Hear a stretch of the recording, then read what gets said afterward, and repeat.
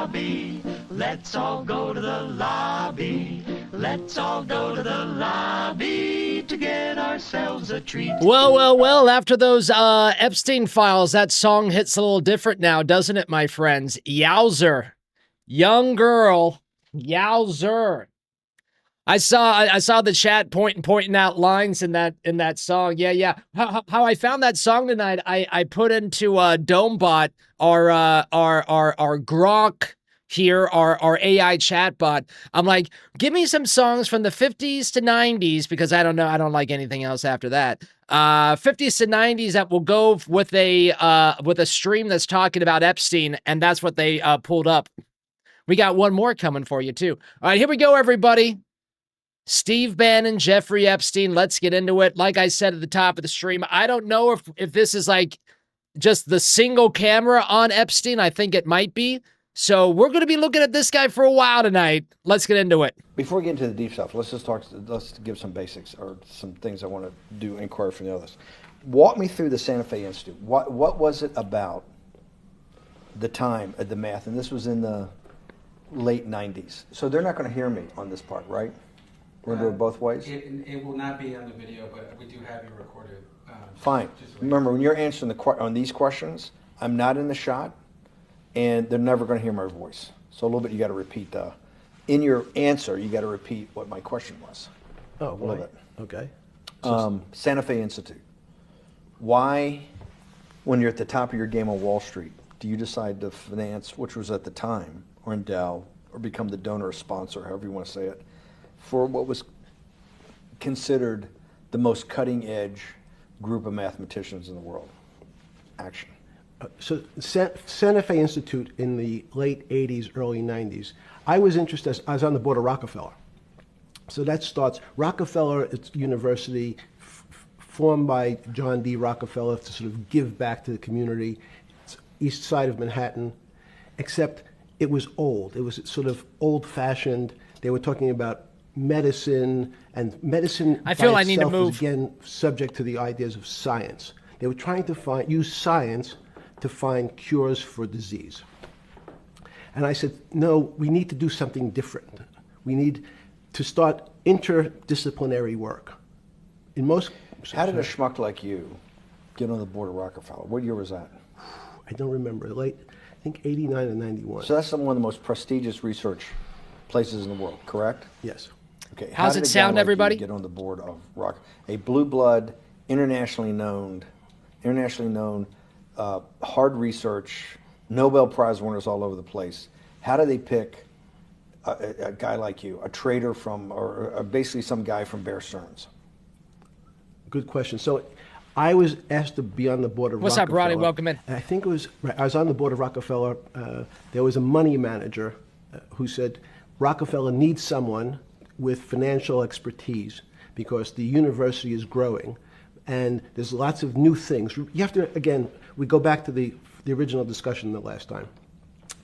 Up until the mid-'80s or sort of early mid-'70s, the most important thing was your name. If you were Rockefeller, you already were considered to be MFT, brilliant. Elite Domer. If you were head of General Motors, it was your reputation. It was who you knew, who your family was, what was your character. And then in the mid-'70s, basically, if you remember, you probably had a calculator. It was very advanced in those days to have a Texas Instrument calculator, where it could, by putting in the numbers, it would multiply for you to do square roots. And that was the first, and everyone who had a calculator. Everybody in the chat is like, this is not how I pictured Epstein's voice. How did you guys think he was going to sound like? It was already advanced. Ooh, I can't wait to get those young girls. On Wall Street. A simple almost like your accountant. The most important parts of business were really now going to calculations. Gayer says not only MFT. Mathematics, but things that could be calculated. Reputation couldn't be calculated. I could give you, are you a 10 on a reputation scale, an 8? What does it mean to have a measurement of your reputation? We'll get to that later. But places like Rockefeller needed someone to say, look, we're entering a different world where numbers and the numbers of companies, portfolio management was going to be balanced. It was going to be statistical. Jeffrey, could you come on the board? potentially sit on the finance committee, Nancy Kissinger and a bunch of other people. And David Rockefeller and I got along very well. He was an unbelievable human being. Respectful to everyone. He introduced his driver as his colleague, not his driver. He would never say, "This is my driver." He said, "It's my colleague."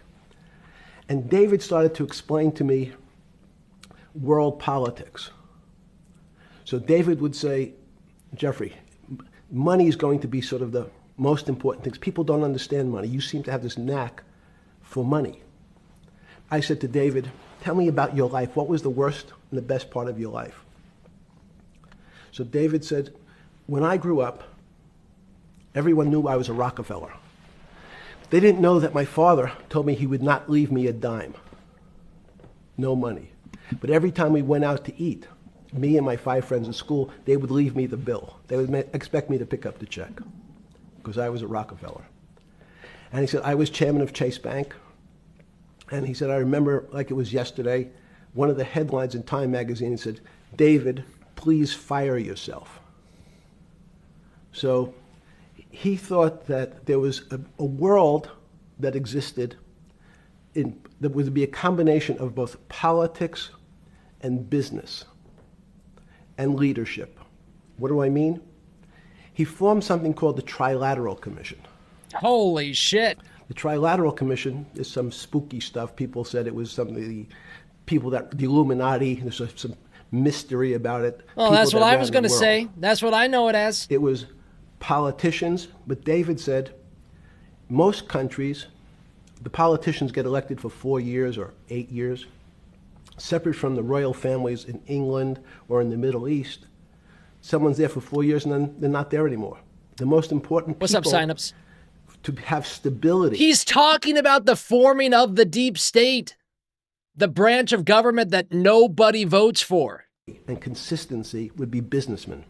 So he formed this Trilateral Commission of businessmen and politicians from 3 major continents. So it was the North Americans, the Europeans, and the Asians. So he said to me, "Would you like to be on the Trilateral Commission?" Now, I was 30 years old, 32 years old. I said, "Great." And he said, "Well, you have to fill out this application so they have your bio." And I looked at the list of people, and it was Bill Clinton, former president of the United States, Paul Volcker, every great leader in America, the Asians, the Japanese, and with a very long description of their history. And they asked me to fill in what I would like to have written. And I wrote Jeffrey Epstein, comma, just a good kid, which I thought was funny. Nobody else did. He wants just a good kid. Question, at that time, I recognized around the world that monies and currencies were not really well understood. But again, it was only numbers. So numbers, and I'll get to the fact that it was bad thinking. Numbers are very good. Are most people that you meet, even on a Trilateral Commission, when you meet most people, do you find most leaders financially illiterate, economically illiterate? Most political leaders don't come out of a background of finance. Most political leaders come out of a background of being popular. So in some of the countries, in some of the African countries, for example, they might have been a military person. They were a general. In some of the African countries, they might have been a disc jockey. Or in our country, they would have been an actor. The knowledge of money they don't have expertise, they have no degrees in finance. They really, and this is one of the major problems. They're just the show. Their expertise, if they have any financial knowledge, is of their own checking account or bank account and filling in their own taxes. So many world leaders who don't really have a financial underpinning make fundamental errors when it comes to money on a country or institutional level. Let me give you an example. If you, Mr. Bannon, if I said your assets increased last year, you'd say, that sounds pretty good. And I said, what does that mean to you? He'd say, well, I have more money. I guess I'm wealthier. I'd say yes. And if your debt increased, would you feel wealthier or poorer? You'd say, well, I don't want to have increased debt. I don't like the idea of that sound, increased debt. Now, that and world leaders understand when their assets go up, they feel better. However, But with a bank, now watch this. With a bank, we've learned this from watching Federal Reserve documentaries. With a bank, they can, if they have like, they can loan out more money than they actually have as a bank. institutions like banks, things that people don't really understand, are financial underpinnings of banks. When I say your bank, Mr. Bannon, you have the Bannon Bank, you doubled your assets. Sounds good, but what does it really mean? It means people owe you more money. You don't have any money, more money. What? Yeah. A bank's assets are how much it is owed by other people. That's crazy. So if the bank goes from $2 billion of assets to $10 billion, it means people owe it an additional $8 billion, but their assets have gone up. So the terminology of assets and liabilities is different for banks. It's not natural. And what most people, and you ask questions about world leaders, there's many people, I think your old boss Mercer understood, there's a fundamental part of money which is called fractionalized banking. Boom! UFO Johnny! And fractionalized banking is something that finance people understand, and the people on the street, and when I say people on the street, that's where I was. I understand fractionalized banking. You can loan out like $9 to every $1 that you have. Started on Wall Street, would find it impossible to believe. Impossible. Why? Bannon Bank, I give you $1. Holy shit. Just one. Look at this. Look at this. In our system of banking, I would say, okay, Steve, I gave you $1. How much could you lend out to your friends? And your natural reaction would be probably something less than $1 because I want to keep something in my pocket. The way our system works is if you as a bank are holding my $1, you can lend out an additional $8 or $9. He's a genius. I only have $1, Jeffrey. He's a genius. We have something called fractionalized reserves. If you have $1, you can lend out $9. That's the way our system works. I promise you, Dome, I do not ever watch these things in advance. It is unbelievable how often we do that. And so not only do world leaders not understand banking, but the man on the street, my father who worked in the park department, it would be beyond his imagination that people could lend out more money than they actually had in their pocket. Next question. But how did this, in understanding that, when you get on something like the Trilateral Commission, you're on the board at Rockefeller, which is the most advanced. Can we ask Domebot some questions about this really quick, Sharon, just to get everybody on the same page? When did this interview actually happen between Bannon and Epstein? This has never, ever been released before until it was released with the Epstein files. Mr. Rotella is the Illuminati, says Habs. Research. I'm convinced. You get brought to the Trilateral, which is the elite of the elite. I just pay attention to things. Only at that time 30-something years old. 8 years from teaching at Dalton, right? You're Dalton. 10 years. 10 years teaching at Dalton. Yes. Walk us through. 20 years I mean, old, put us in working the on room. the Walk me Trilateral through Commission. That's exactly insane. what it felt like. What it felt like being on the board at Rockefeller. We got these Nobel laureates, and you're sitting there making decisions, and you start to meet these people at Rockefeller. And you start to meet these people at the Trilateral Commission. What did it feel like? It's a great question. So what does it feel That's like? what I'm in the business of asking. He's a What does it people feel like collector. meeting some of these people like Kissinger or Rockefeller, and those are two extraordinary people. But in general, I think the question, the people on Wall Street, I tell the story, The first day, one of the first days when I was in Wall Street, someone said to me, "Would you like to buy ATV?" And I was looking in the brochure, and I couldn't figure out what stock had a symbol of ATV. And when I finally said, "Well, I can't find it," and they said, "What's the matter with you? Do you want to buy ATV?" Which is, he was selling hot televisions, stolen televisions from the floor of the American Stock Exchange, referred to in common parlance as the televisions fell off the truck. So I knew what that phrase meant from Coney Island. But what I found was most people, be it in business, in normal life, or in the world leaders, don't really understand money. It is something they think about. They have a sense of what it is. They certainly want more of it.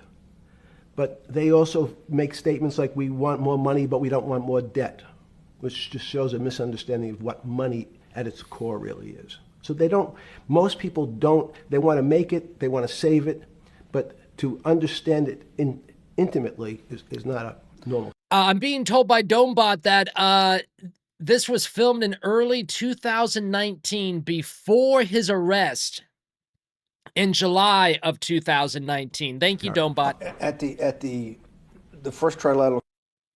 I mean, I gotta say, I'm pretty weirded out that fucking Bannon is even talking to this guy. Or something. Yeah, good. Just give me approximate. You joined the trilateral I commission. think it might be And we'll be able to show we'll pull down the chart of where your name was, but just give me roughly when it was.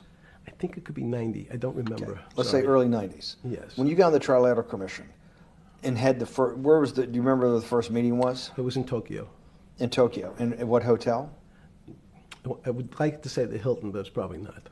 And it's a 3-day, 4-day? Give me some. Three-day event, and walk me through the whole thing. Speeches. It starts with a dinner. Just walk me through it. It was boring. You couldn't possibly think it was boring. It's It bullshit. was boring. You had to be stars in your eyes. No. Did you fly over privately? Yes, but it wasn't my plane. Elitimer M. Wiles says, why did Bannon not release it? That's it. I mean, I don't have those answers for you, M. Wiles. When all this Epstein stuff started to happen, Bannon does not talk about this at all. Bannon has taken the cold shoulder approach when it comes to all this Epstein stuff. And I mean, it works for now. And I do know that he said, I think he said it on a CPAC stage or an AmFest stage, that it's going to be that he's making a documentary and it's going to come out next year. But I mean, why not just make that documentary now? What's up, Real Drew Morgan? Welcome in. Nice to see you. Joshua, welcome in. Nice to see you. So it didn't count? No. You fly over. Yes. No, I knew he had this interview, Real Drew Morgan. When you first met those leaders, you had I'm to just be a wowed. Bannon fan, so it's weird. You're 10 years out of Coney Island. No, I'm not wowed by people of position. I'm wowed by people of great ideas. Oh, well, thank and you. I don't care if it's the bus driver. This guy would love me. I don't care if it's the student I had who has teeth coming out Well, every these direction. guys have to have great ideas. They're the leaders of the 3 great continents of the world: North America, Europe, and Japan. No, many of these world leaders become Welcome world in, Kimmy leaders Ballyho. because they're popular and they were able to get votes, or they were able to convince people to vote for them. I learned later. Oh, thank you. Kimmy says he couldn't. The Epstein estate controlled the documentary. See, I don't understand how the Epstein estate can control anything. How does that I don't get at all. I've heard that a couple times about Epstein files and things. It's like, how is that even possible? Them were just Ballyho Kimmy, welcome in. good at what they did in terms of politics. Remember, world leaders are politicians in general. They're not scientists. They're not intellectuals. They're not great thinkers. They're great politicians. At the first Trilateral Commission meeting that you remember in Tokyo, sometime in the early 90s, do you remember what were the big issues of the day that they were talking about, and what did you think about it?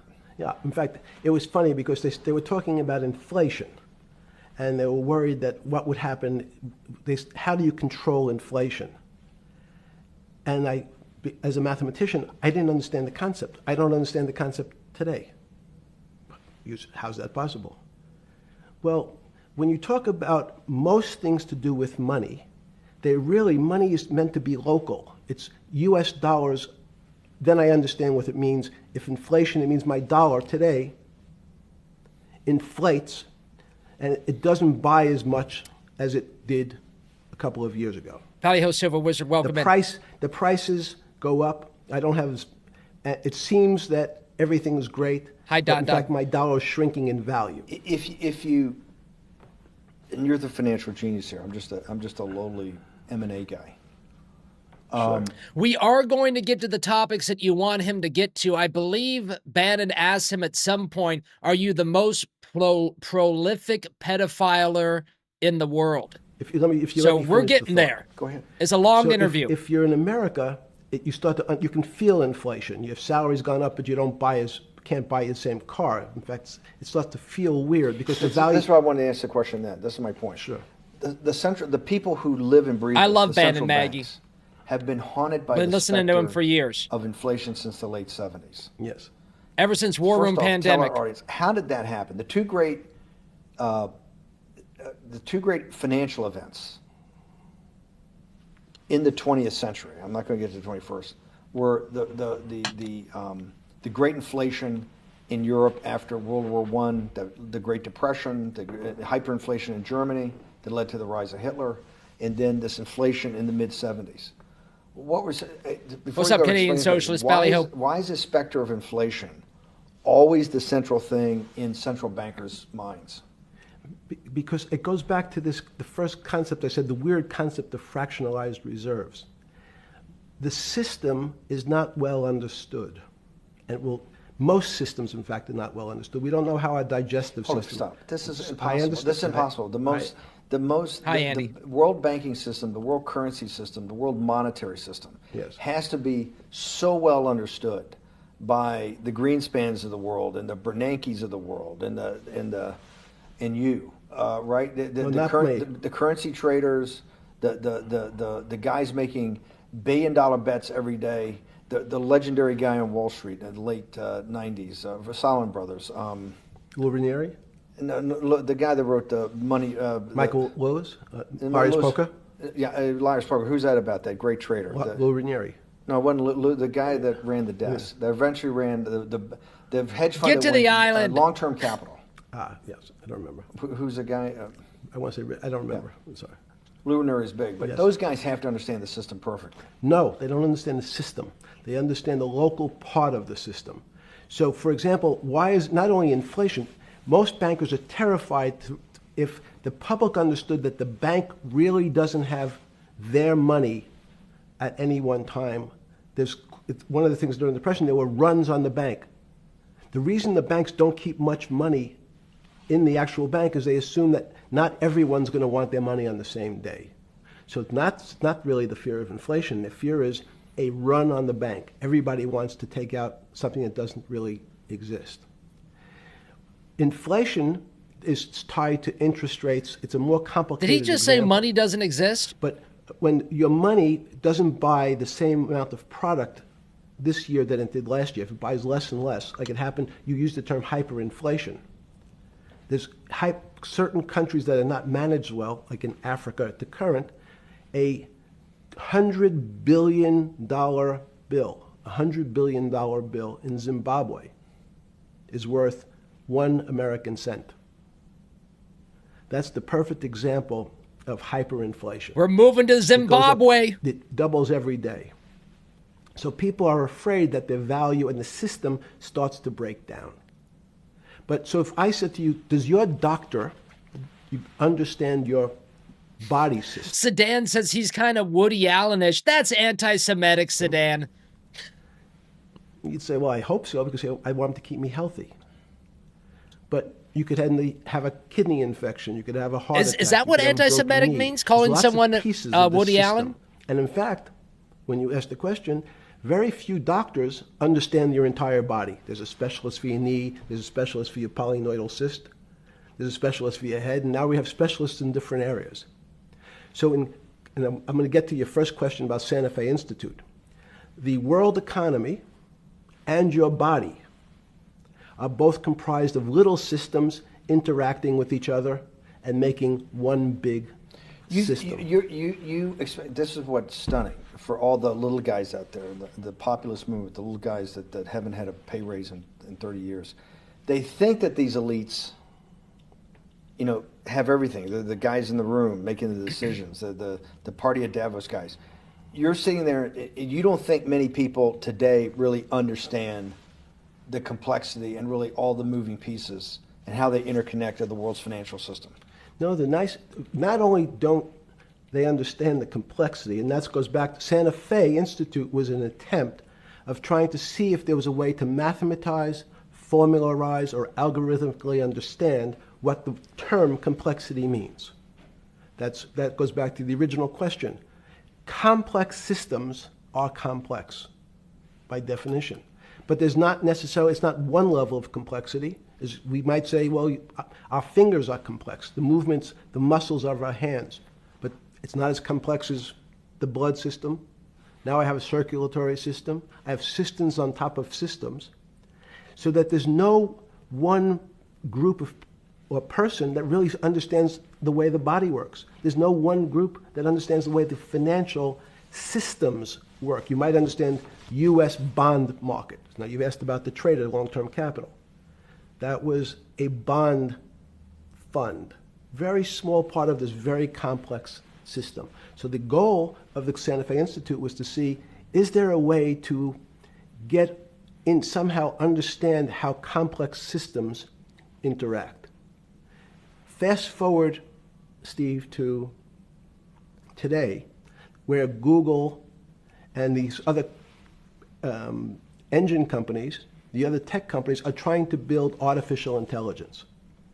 The strangest thing that they've found, one of the strangest things, is that the systems that they design, this artificial intelligence, which a lot of people have heard about, is they design a bunch of systems. They're called neural nets. The term simply taken out of brain work, neurons in the brain. Nets because they actually look like a net. They put in some inputs. The computers work, spit out an answer. Sounds normal to you. It's because you're thinking about that calculator you had in 1976 on your desk. When you ask the person who designed the system, how did it come to that answer? How did your neural net, can you show me the calculations? They say, no, we don't know. We don't know how the thing we designed actually... Rich Ray joining us inside the dome for the very first time. Everyone give a ballyho to Rich. We came up with that answer.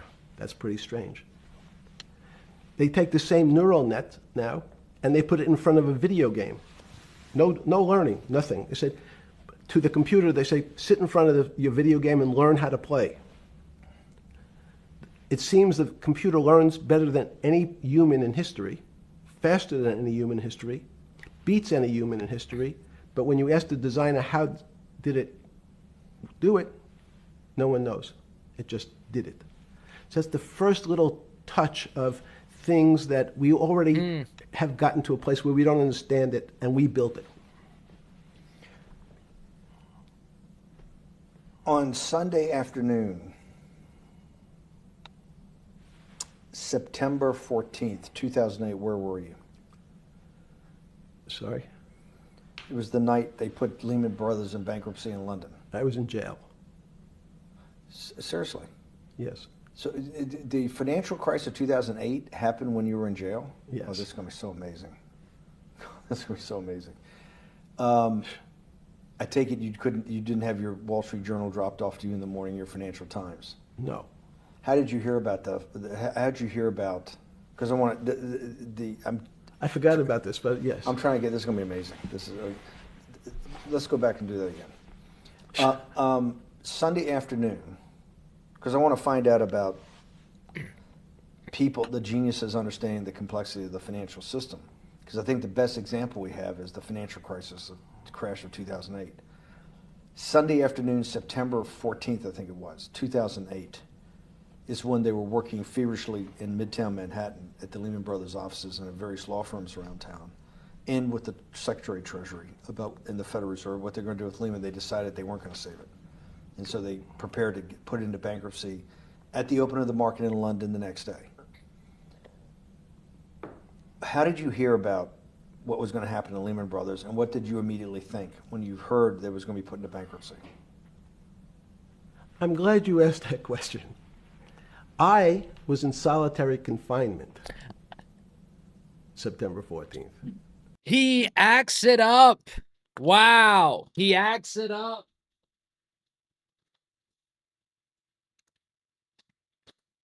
He went from being in jail to being in solitary confinement.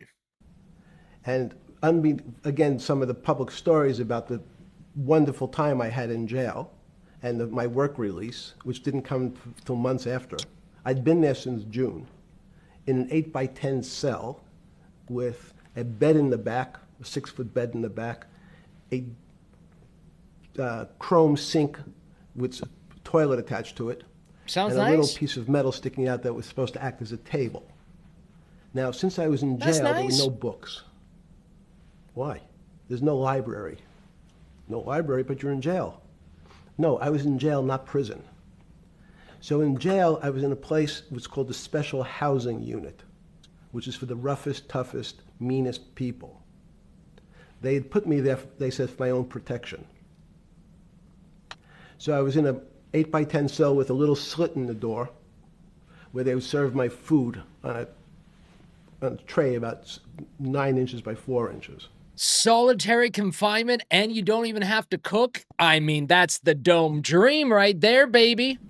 And then as soon as I finished eating, they would take the tray and close it down. And one of the guards said, do you understand there's Wall Street's crashing. I'm worried about my pension fund. What should I do? And I said, sorry, Wall Street's crashing? What's happened? And he said, there's some crisis and some companies are going bankrupt. I said, are you sure? And he said, yeah, it's all over the papers. We're all terrified we're going to lose our life savings because we have either a 401k or our pension funds. We don't know anything about money. Mr. Epstein, can you tell us, like, what's going on? Am I going to be able to afford my children's education? Am I going to be bankrupt like this company called Lehman Brothers? And there's another company in the front page today called Bear Stearns. This sounds like all a lie. Oh, no. No I way anyone asked him this Why? shit. Because that's the company I was a partner in. And in fact, that was a company I had a very large investment in. So, as a great story, I didn't have my Wall Street Journal, but in the early mornings, you're allowed to make 2 phone calls, collect. And when you pick up the phone, you can dial a number, and when the person picks up, they say, you're getting a call from the Palm Beach County Jail. Will you accept reverse charges? And the person either says yes, and the call goes through, or the person says no. The person I had called was Jimmy Kane, the president of Bear Stearns. And I said, tell me what's going on. And so that my knowledge of the financial crisis happened with Jimmy, who was at the center of the storm, telling me about what... Rich says, I don't chat much, just glad the Bonagino army is back. Oh, yeah, that guy did so much good stuff for us, Rich. I'm glad he's back, had gone too. Under, and they were Welcome trying in, to Rich. figure out Nice a to way, see you again. Should they bail out Bear Stearns?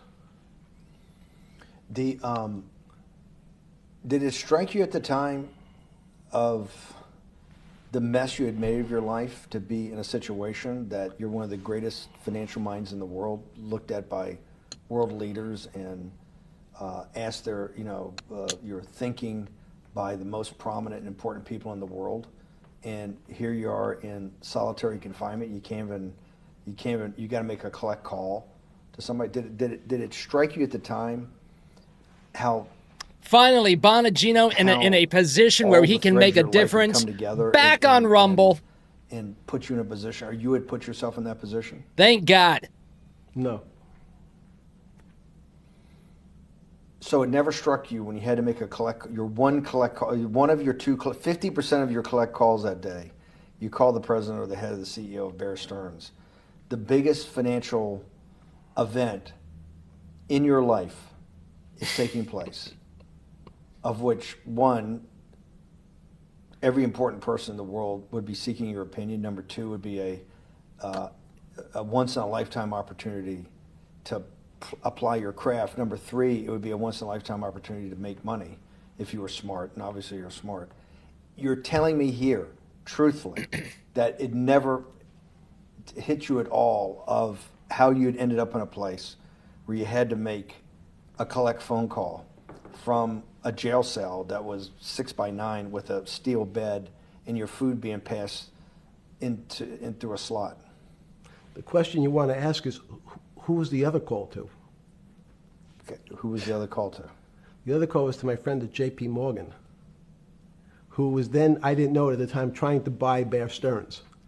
So at one point, I had 2 phones. It was difficult because they're afraid people are going to hang themselves with the phone cord. So they don't actually come together when they're pretty short. So I was actually going between 2 phones talking to Bear Stearns and J.P. Morgan at the same time. So I found it amusing. And it never struck you about how to end up in a situation like this? No, that would be probably means I would be too self-aware. You can't possibly expect me to believe this. I know. I don't believe it. You're telling me that during that day, you never had a moment.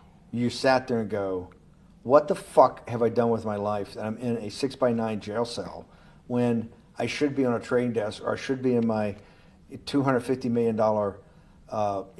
greatest townhouse in New York City taking calls from the king of Saudi Arabia, the president of China, the head of Russia, the president of the United States to save the world's population. I'm with you, Mueller. Mueller, I'm with you. Mueller, first time here, says truthfulness of this story is in question. Yeah, I'm with you. Everybody say ballyho to NL. From a financial debacle. You honestly expect me to believe that that never happened? You're suggesting I was sort of somewhat depressed, and how could this happen to me? I'm not saying depressed. I'm saying a moment of awareness of how could I get myself into this situation. No, I would just say how strange that this happens. It's strange. I'm wearing a jumpsuit and flip-flops. What color was the jumpsuit? Brown. Brown jumpsuit. Yes. Ballyho Beastery, welcome in. Brown. No. Brown jumpsuit and flip-flops. Flip-flops, yes. With no access to books, no access to newspapers, no access to anything. You had lived on information. Except my Almond Joy bars. I had extra Almond Joy bars. Did you eat Almond Joy bars and things like that because you're afraid of what the cooks did to your food? Yes. Is that because of that you were in for the crimes that you were in for? No, it was just in fact, I was. Is it because you're wealthy? Yes. How did you know that? Well, people would constantly come if I was passing by or have to go for my medical. People would either ask to borrow money or make some other types of comments about. In the beginning, what were the comments? At the beginning, what were the comments? It serves you fucking rich guys right that you're here next to me. There was nothing about your crimes. No. So all this rumor you hear all the time about people in prison that commit the type of crimes you commit, you're saying in your personal thing is not true. No. It was all because you were rich. Yes. And it was all because they wanted to borrow money. Or get advice. Yes. Where they get advice to go long. Yes. You're telling me is this time to buy? You're telling me in solitary confinement. I'm with the MFT. They're interested in going long. I'm with the MFT. MFT says he's not saying anything that's really brilliant here. Says MFT. I mean, I knew what the guy was talking about before we even said it. Yeah. They wanted to know what does that say about human nature? Well, I'm just a guy in a mustache. One of the reasons they wanted to keep me in solitary confinement was they're afraid that everybody would want to know which stocks to buy. But what happened was after I do find it interesting crisis, though. now it's on the front page of every newspaper. I don't want to lose this day. Sorry. When you first heard that,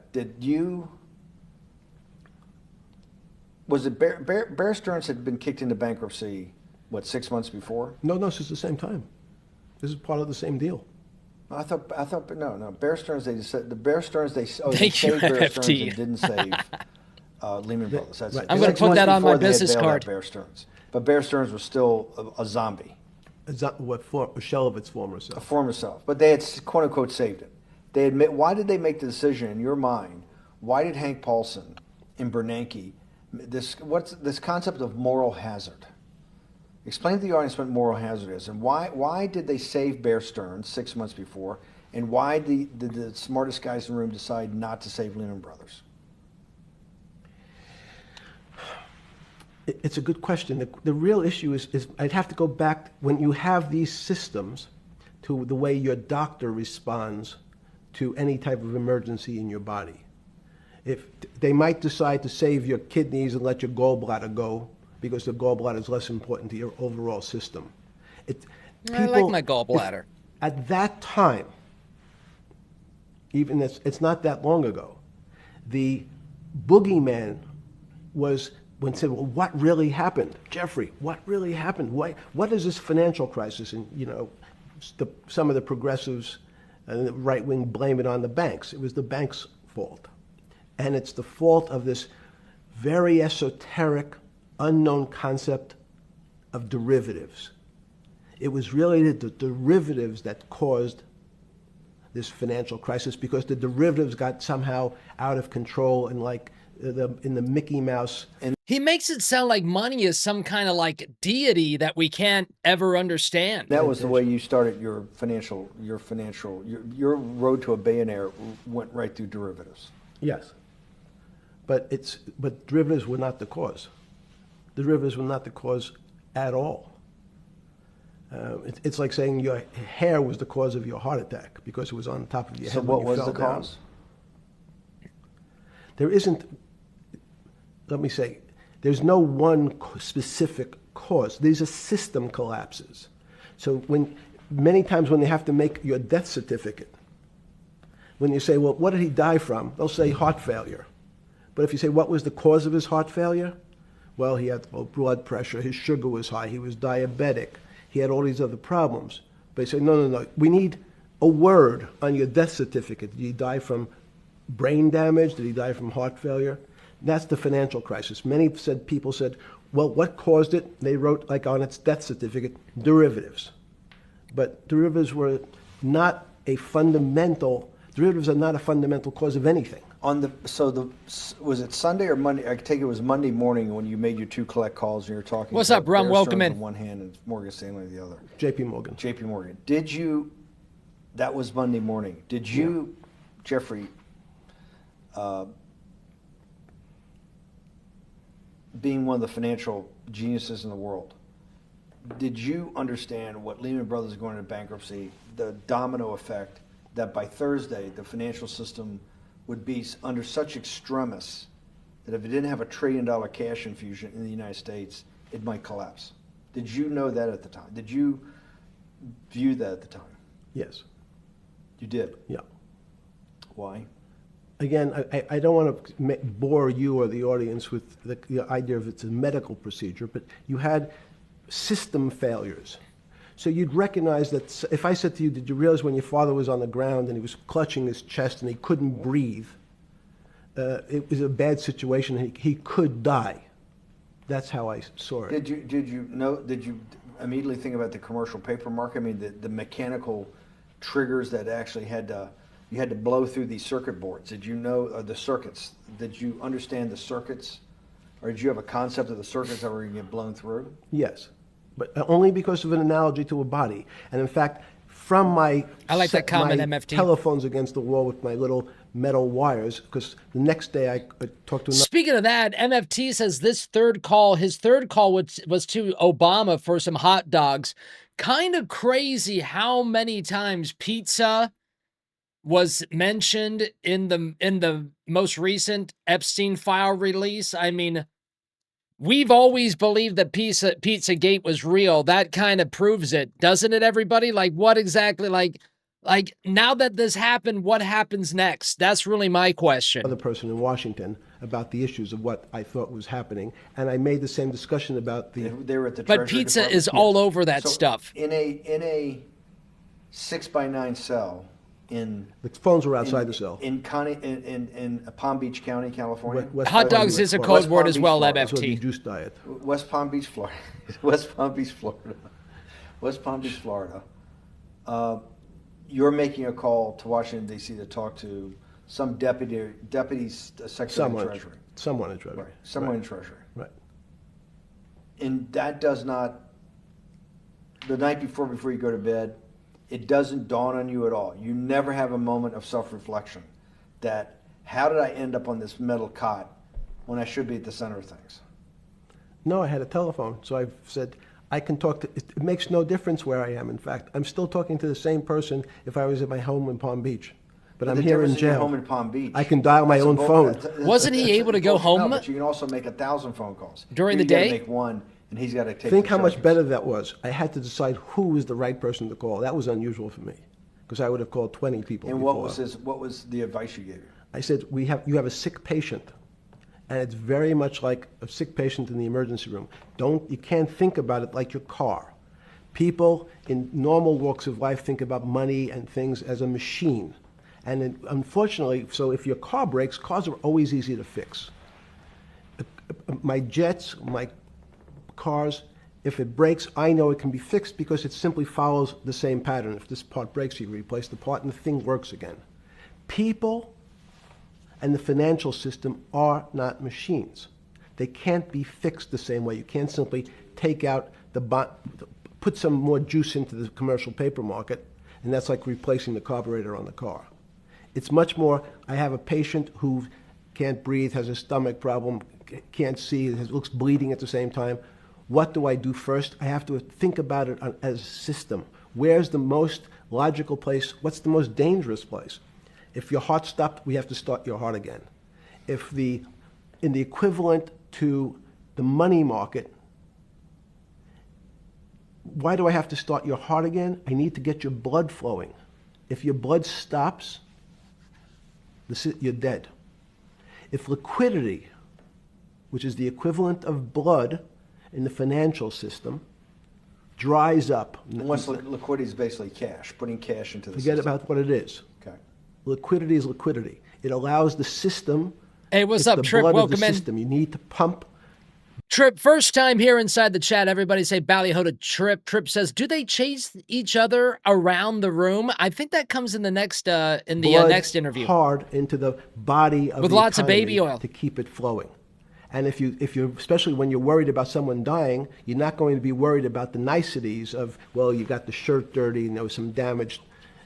Pumping that blood, keep that heart When you pumping talked blood. to the person in Treasury on Tuesday, the 16th, did you get a feeling as you were sitting in your 6x9 jail cell in West Palm Beach, Florida, that they were on top of things? No, you can't. It's impossible to be on top of things. There's no such thing. It's again. Unless you've seen those pictures of Prince Andrew on top of a lady on the floor. Goodness gracious. The doctor watching the patient die, you hopefully have some confidence that he's seen it before. He recognizes that there are some steps he has to take first before he bandages the guy's finger or worries about what shoes he has on. So you hope that the people in charge, your doctors who are working on the emergency patient, have enough experience and, frankly, judgment to try to keep the patient alive. Did you think that they had those things, patience and judgment? They had pretty good judgment, and you needed a lot of luck, just like in the dead patient. You need to, hopefully you put that blood in and it's not too late. And you make some mistakes, but you have to know you're going to have to give it a shock. In the run-up to the September crash of 2008, yeah. I guess you weren't occupied with finance. That whole summer, how long had you? Do you think, so in a lot of the emails, they talk about like torture and stuff. And the way that this guy talks about stuff like this, do you think that he would take one of his, this just popped in my head, do you think that he would take one of his victims down to the point of death and then try to resuscitate them to come back to life? That's kind of what I just picked up off of with what he's talking about. Been in jail. Went to jail June 30th. So the entire summer. Oh, here's what Mr. Rotella was just talking about. As always, Sharon's here. Best moderator in the business. Boom. Yeesh.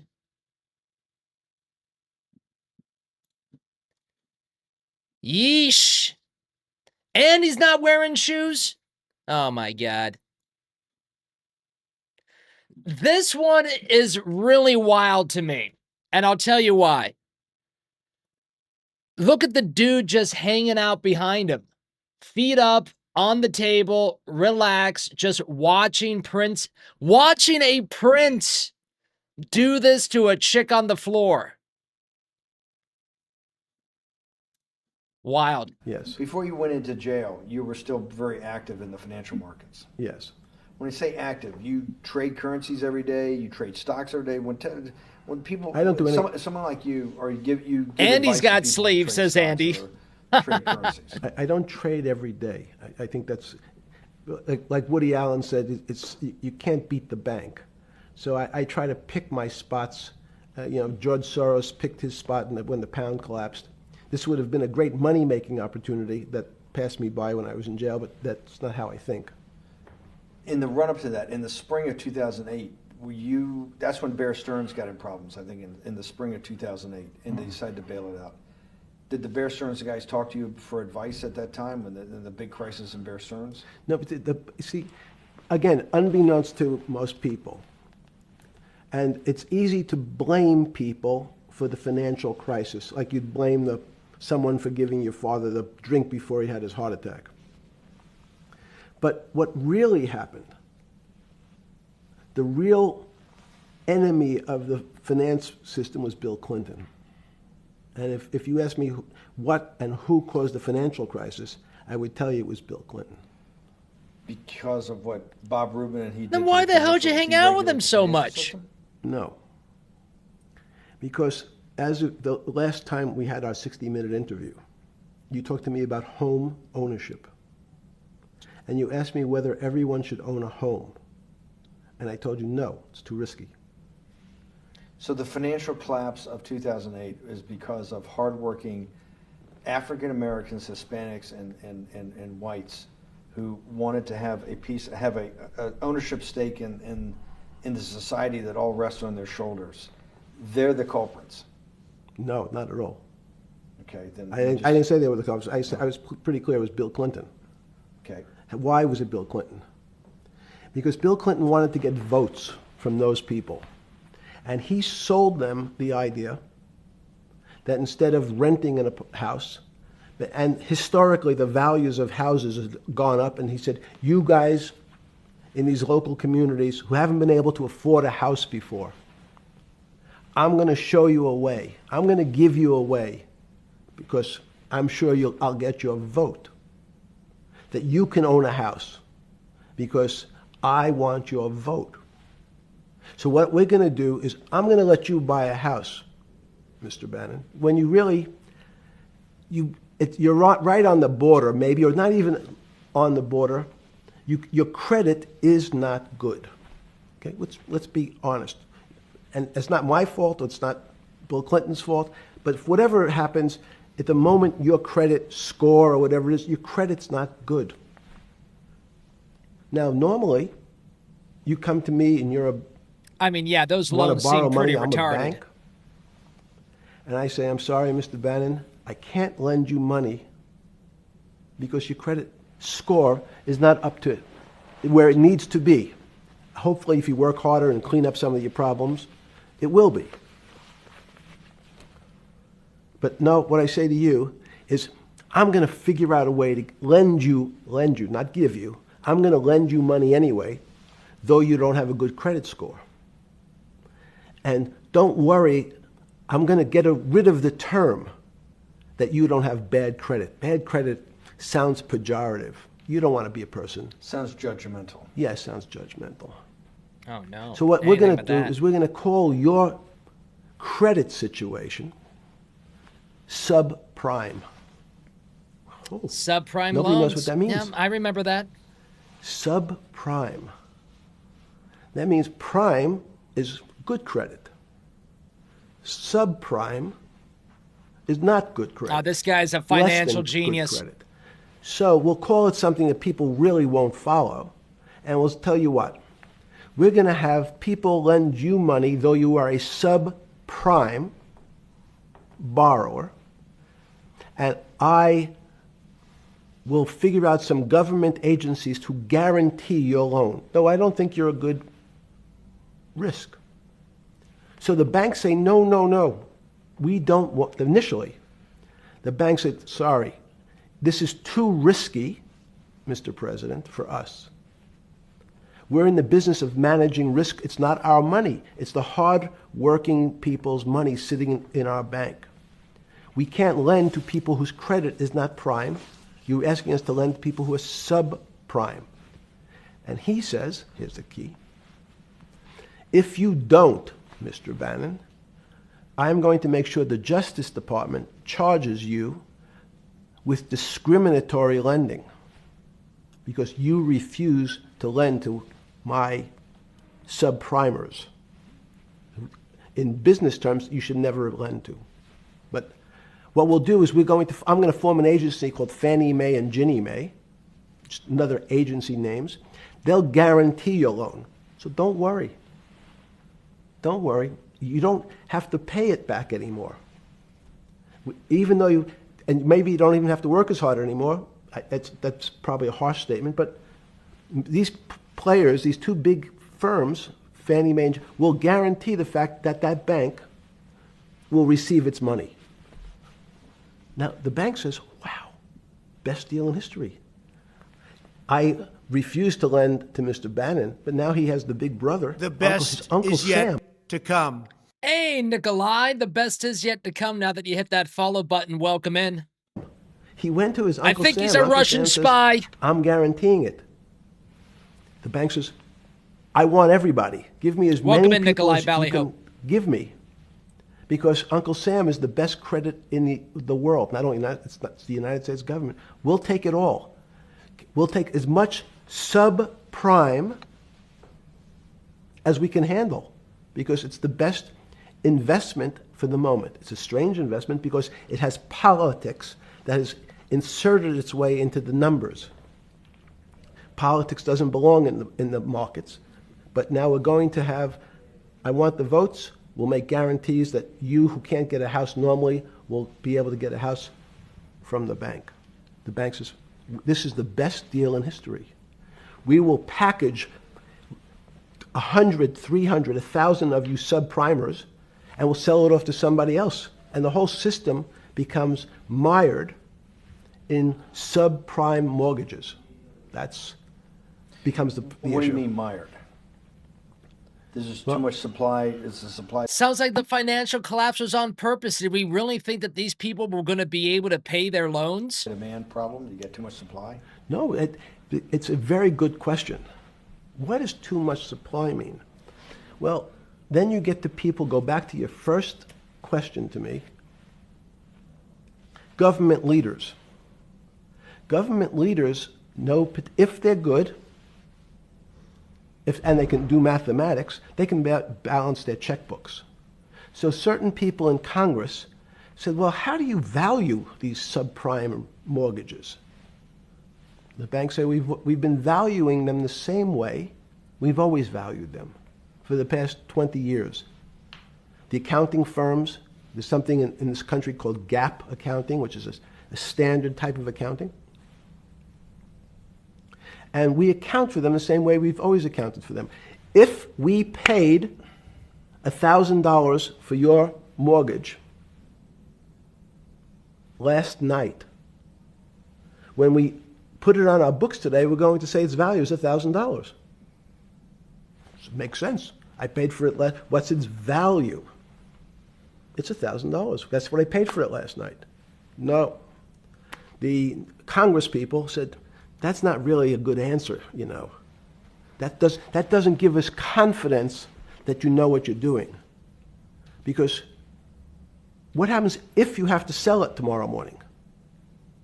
If something's happened and you have to sell it. Remember, there's kinds of stress tests.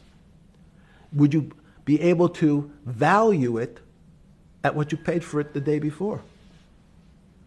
And Wall Street says, that's not the way you can think about this. This is crazy. We always value things at the cost from the day before. And they changed the accounting method. In essence, to say not what it was worth yesterday, but if I have to sell, what would it be worth? That's impossible. So what happens is every bank now has to value something they bought yesterday at lower than they paid. Never before in 20 years did they have to do this.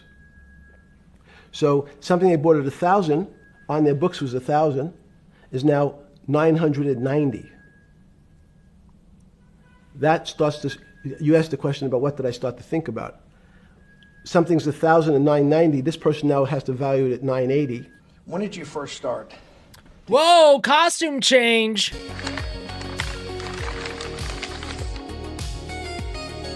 Dear God, we better be getting to something more fucking interesting than made up money.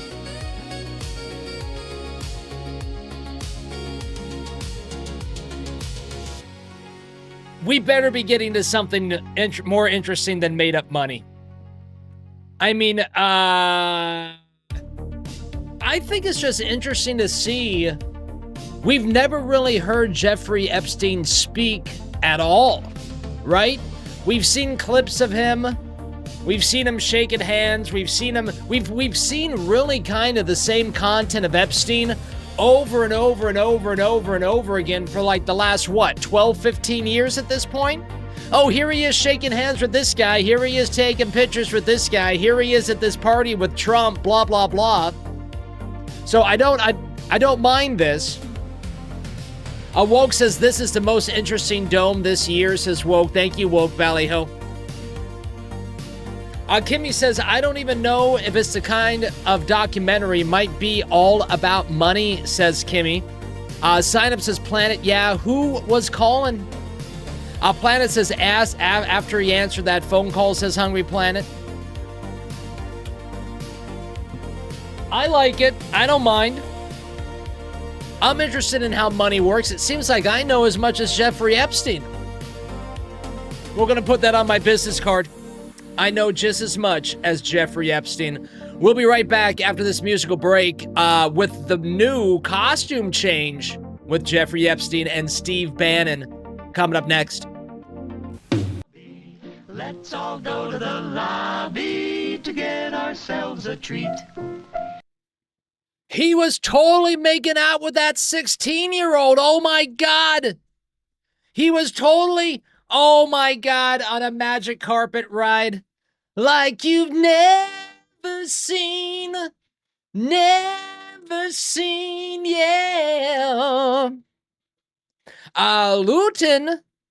Luton joining us for the very first time inside the Dome chat. Everybody say ballyho to Luton.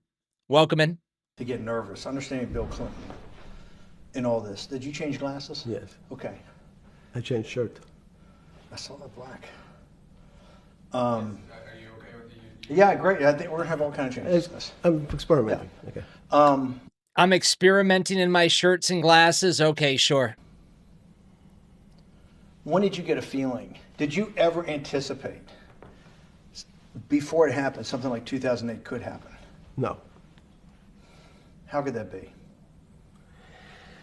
Because it's the word I can beat to death is that it's very much like a. I know, it's like a fucking dying body, I know. But you can't just tell us that we're putting blood into somebody to make them come alive. What does the blood represent, Epstein? You're killing me with these analogies. I'll have a heart attack tomorrow. Unlikely. Was 2008 a heart attack or a stroke? Debilitating.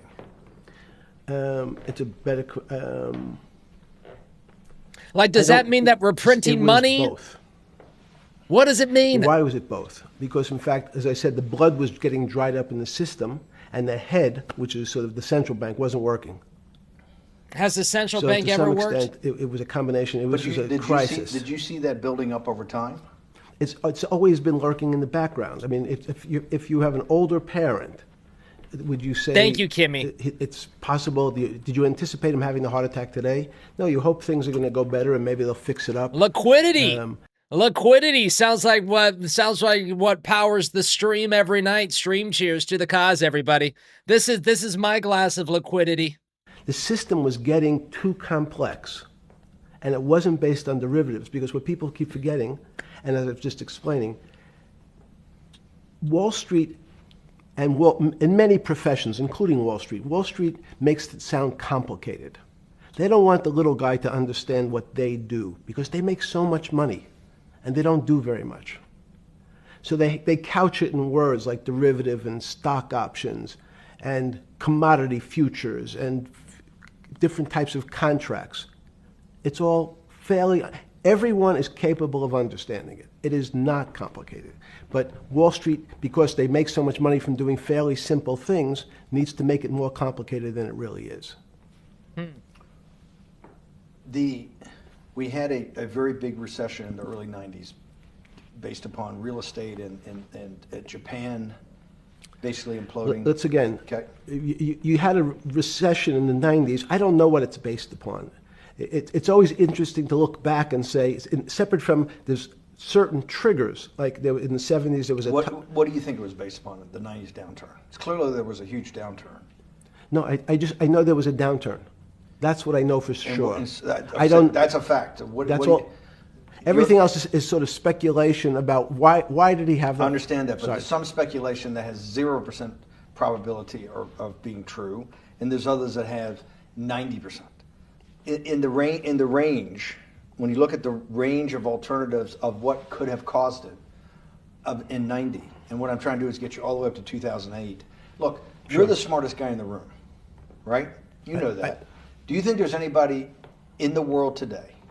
Oops, this is going to be a bad question. No, but do you think anybody in the world today, the Alan Greenspans, the Bernankes, is there any central banker you know, any partner of any Wall Street firm, any guy running a trading desk, and I would take it that would be, or anybody at a Larry Fink at BlackRock, Steve Schwartzman at Blackstone, the top 100 financial guys, and let's throw in a couple of Nobel economists, and let's throw in the best professors at Wharton, at Harvard, at Stanford.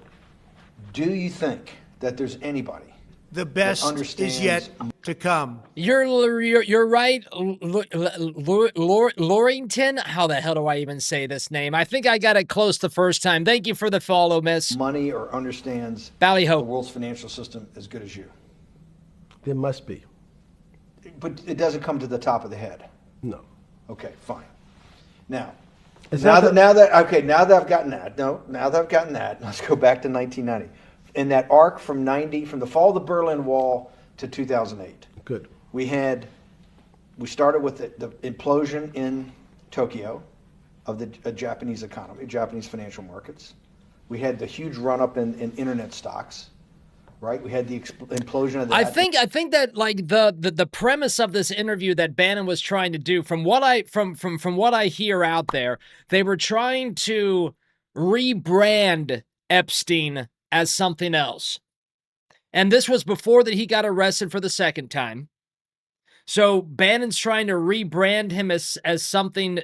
This is like they're trying to rebrand him as the finance guy, not the Mossad guy. In 2000, the bankruptcy of Drexel Burnham in 90, implosion of Japan, huge run up in equity markets for the internet, implosion of the internet in 2000, 10 years later roughly, and then this run up through the Iraq War and all that, the run up to 2008. Every 10 years it seems like we're in some sort of 10 years before the 1990s was the 70s. You sound like an astrologer. Okay. And not a finance person. You're usually a mathematician. It just seems to me a pattern of every 10 years. That's misleading. That's exactly right. Because people like to see patterns. People like to see patterns where there are none. So a pattern of a financial crisis every 10 years is just in my mind. I don't know. Yes. I see a lot of pyramids everywhere. Long-term capital. That could be my schizophrenia. Back in the late 90s, when everybody panicked, and that wasn't that bailout today would look small, and it was $5 billion or was $30 billion. Businesses fail all the time. But long-term capital, the Federal Reserve stepped in. But I'm saying people go bad. Things go bad all the time. Yes, you're correct. The audience is watching this, the little guys, they go bankrupt all the time and nobody gives a shit. You know why? They're a little guy.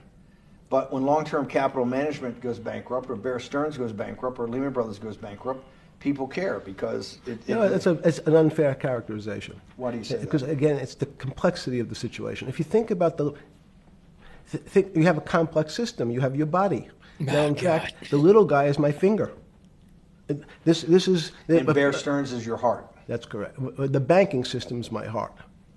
The system, I can't risk my because remember, Okay, it's not so only my. you haven't been able to name. Hang on. You haven't. What, hang on. No, hang. You I was trying to hang. I wanted to see if the hang on worked. No, It no, didn't you haven't work. been able. You're not good enough yet. You're like junior wizard trying to do it. You haven't. I'll Yes. say, since we can't name another guy that's as good as you. Now, there may be a couple out there. You're not bragging. You're humble. It had to be sometime. No one's Please more tell humble me than there was Jeffrey some Epstein, time friends. before you went to jail and Kara says, are we still talking about Bannon? Welcome in, Kara, Elite Domer. basically got cut off from daily information Bannon's a in the hoax. summer of 2008. That you started to get very nervous that this complex system, that something was deeply wrong. Okay, first, let's go back. When I say no one understands the system better than I do, it doesn't mean I You always understand. sound like a doctor. You're afraid he's going to get sued for giving a thing. Yes, you're not, no. gonna, you're No, not no, taking no. on any liability. There's no contingent Yes. liability here for Yeah, your no, answers. no. But the word understand is the problem. Okay. I don't understand the system. So I don't understand the financial Will you system. please stop? You cannot sit here and Yeah, tell no, me. no. What we just went through, I'll go through again. The hedge fund managers, the money managers, the central bankers, the commercial bankers, the heads of the investment banks, the heads of all the trading desks, the top economists, and I'll throw in the business school lecturers at Stanford. Of all the top 200, 250, you can't name at the top of your head the guys are at least at your level. You have to understand it somewhat. No. Sorry. We all don't We're all understand. fucked. does, No one does anyone understand how this thing works? Is there anyone out there that understands how the financial system works? Understands it. It's a miracle. It's that's part of the problem. It's a miracle. It's impossible to understand. That word understand simply means if this happens here, that All I know that it came into place because the Titanic sank in 1913. will happen there. It's predictable. Understanding means it's predictable. It's not predictable. That's the problem. It's very, in complex systems, that was the fascination. Is there a way to tease out some level of predictability? Well, how about we stop making it so No, complicated? in fact, you would ask the question. How about you can't lend $9 if you only have $1? How about we start with that? Let's bump it down to 3 or 4. Look, Mr. Rotella changing the world economy as we speak. Great question, which was it a stroke or a heart attack? Now, most people don't know that before they were going to have a stroke, they had a stroke. They just have a stroke. Do they understand why? In hindsight, you go back and you can make lots of explanations. It might sound good. And if you're talking to the working man, you're using language that he'll never understand. It's complex. Fuck you. Just like going to his doctor, he says he has a gastrointestinal problem, or he has diverticulitis, as opposed to saying, you had a stomach ache, you ate bad food. I've been ahead of you this whole fucking night, Epstein. People don't like to say it in normal, everyman terms. The system had a stroke, but we don't know why. But you just, okay. Hardworking people, and there's a great social benefit. Won't would you not understand agree, things. Oh my God, I'm so sick of that. with having people having ownership in the system. When you say ownership in the system, it doesn't mean... Let's start over. Okay. So flip Sorry. over your phone. Yeah, can you turn off Yeah. your phone, man? Come on. Is this your first interview on camera? Come on. Flip it down or something. Yeah. Yeah, who knows what the fuck comes up with that phone? That's correct. We don't want to send you. KSA. I can't not believe I've got the magic moment when you're in fucking prison or jail, wherever the fuck it is, It's in crazy. solitary. Now, there's a funny part to that we missed, which is said... Go ahead, tell it. The funny part is what you asked me... Is there anything funnier than that? No, For black humor, it's I don't make any black comments. Sorry. You asked me what I was wearing. Oh God, he tries to be funny and he fails miserably. That's right. You're too wrapped up in the Me Too movement. Yes. So I was wearing a brown jumper and a brown pair of pants given to me by the jail with the word trustee on the back. Because you had qualified to be a trustee? Well, the funny part was it was spelled Trusty. So I wasn't really sure. I'd been a trustee in many different operations, but it was the first time it was actually printed on my back and spelled incorrectly. Probably had a higher Great level story. of being a trustee at that than you had at all the boards that you were trustees, right? Yes, because the trustee meant you get two devices to clean your toilet as opposed to one. Yeah, but it also meant that you had some sort of personal fiduciary own responsibility for oneself, right? In the jail? You mean? Well, that's what being a trustee is. That's where they give you two. Yes, you get 2 cleaners. I was a trustee in the jail because I was able to teach some of the kids to help them get their GED. So that's how they gave me a trustee job. There's no time. I got to go back to this because I'm like a dog with a bone in this thing. Yes. You can't. There's something deeply fucked up with you. At least something. Well, we know there are things deeply fucked up with this. You will get through in this film, Right. but you cannot possibly have to sit there knowing that you can't. A little part of me, I think Epstein wants to talk about all this stuff. I think Epstein wants to like look at the way he smiles when Bannon says there's things deeply fucked up with you. Epstein wants this stuff to be on the record. He wants to tell what he's done. That's like a very psychopath behavior right there. I hope we can get to some of that. Wasn't this thing like 21 hours long and we only got 2 hours of it out of this first dump? You cannot possibly have to sit there knowing that you came from nowhere, knowing that you went to the very top of what is considered outside of science and maybe physics, the thing people most admire because it's like alchemy, understanding high finance. To sit there in what will be the defining financial crisis of our time, like Black Friday and Kimmy says, well, he is still alive, so maybe he will write a tell-all. You know what? I'm leaning towards Epstein being alive myself. I am. Let's do a poll. Is the poll going to work? It better work. Oh, wait a minute. We got to go in here. Boom, in here. Let's do a poll. Come on, poll. Let's work. Put a 1 inside the chat if you think Epstein is still alive. Put a 2 inside the chat if you don't. 1 inside the chat if you think Epstein is alive. 2 inside the chat if you don't. Maybe the poll will work. Maybe it won't. And it's working. I'm a genius.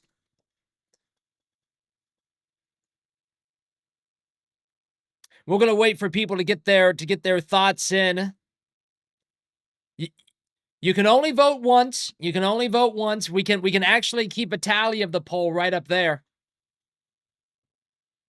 Ron Cargo still hanging out in the back row. Ballyho Ron. You know what? I'm going to vote myself. Knife hanging out in the back row tonight. Ballyho Knife. I think he's still alive myself. Kimmy trying to freaking Kimmy trying to weight the poll. Black Monday, whatever it was, in the Great Depression, and be there at that exact moment. Triggered. A campfire starter says, what was the question? Campfire starter, we're going to need you to pay a little bit more attention, miss.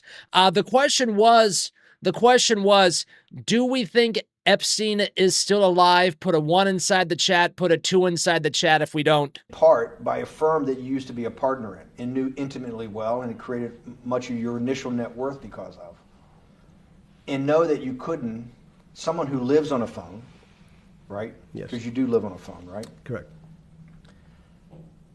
You had to make collect. I live on the internet. Just 2 collect calls. You cannot tell me sometime during that day you did not have that conversation with yourself of how the fuck did I do this to myself to put myself in West Palm Beach in a 6x9 cell with a metal fucking bed with a brown shirt that said trustee spelled Why wrong. do we keep going back to this? So did I find it amazing that I was there? That's a Not amazing, and I don't want to say it was not funny. Oh, I thought it was. I wasn't funny. Right. But not amazing. it was incredible. Incredible in what way? This Incredible, like how do I do this to myself? No. It's as incredible as me sitting here in this house. Press him on this. They're both just 2 sides of the coin. That's how I think about it. That my life today is incredible. Do you consider yourself a stoic? Now we're getting to some questions that I want to get into. So here's something that Sharon's here just sent. You know what? In fact, let's look at this in a better view.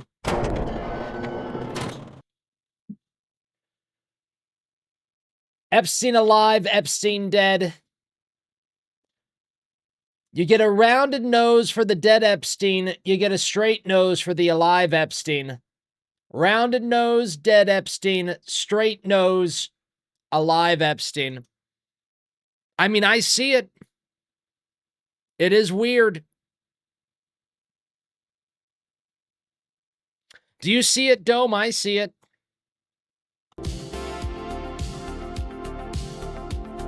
Maggie says he's not ashamed of what he has done. He's amoral. I agree. The ears are different too, says Rob. Ron. Pardon me, Ron.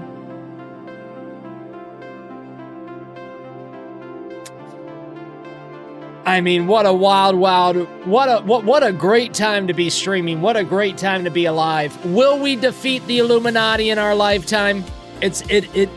We've never had a better chance than what we have right now. They let the internet get away from them. They let social media get away from them. It is possible. It is possible.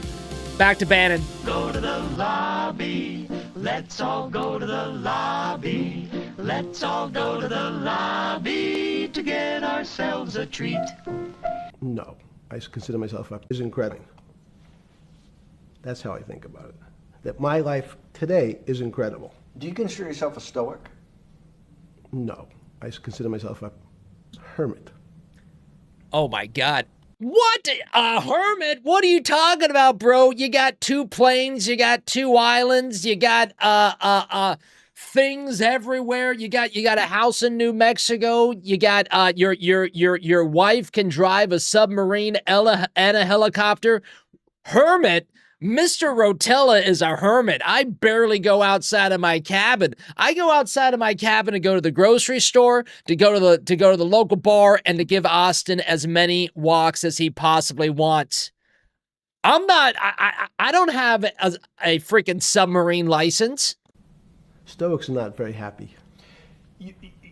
Being a hermit then, being in that 6x9 cell, being hermit, in the cell, Jesus. quad cell was not the problem, right? Correct. What was the problem? Eating the almond joy bars. Because you couldn't eat the food. No, right.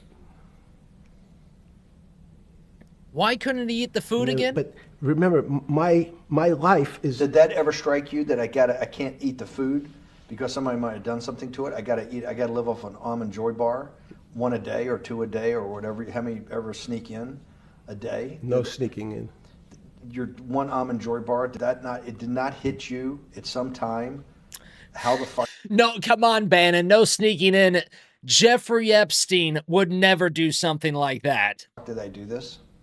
No.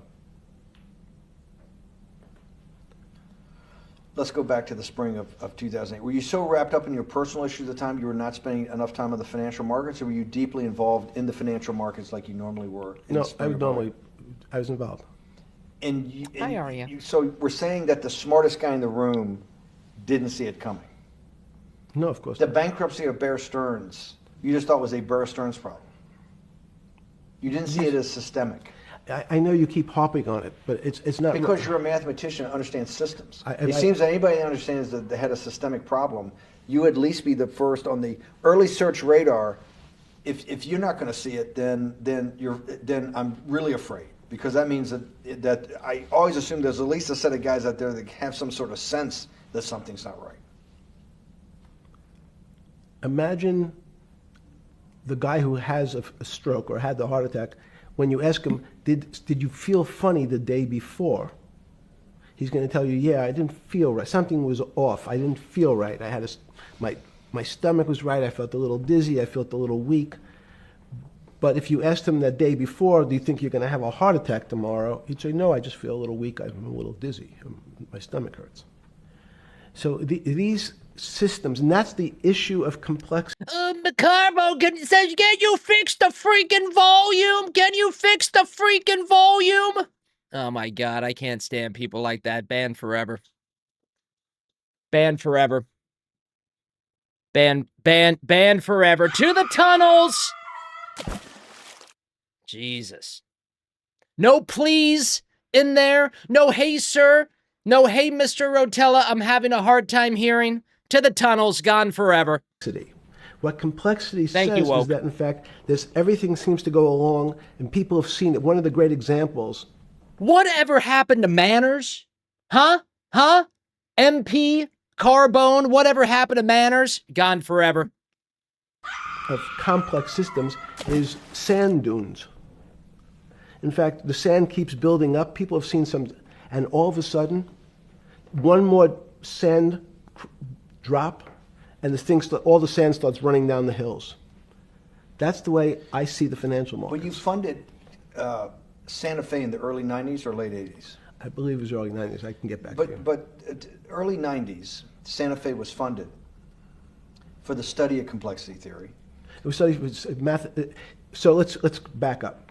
So why did I buy a ranch in New Mexico in 1993? I think it's because that's where you have the human baby factory is in the ranch at New Mexico. That gives you some sense. So Are we going to be talking about the human baby factory? Would have funded it in 1990. Los Alamos, which was the high energy lab up in New Mexico, was losing all its scientists.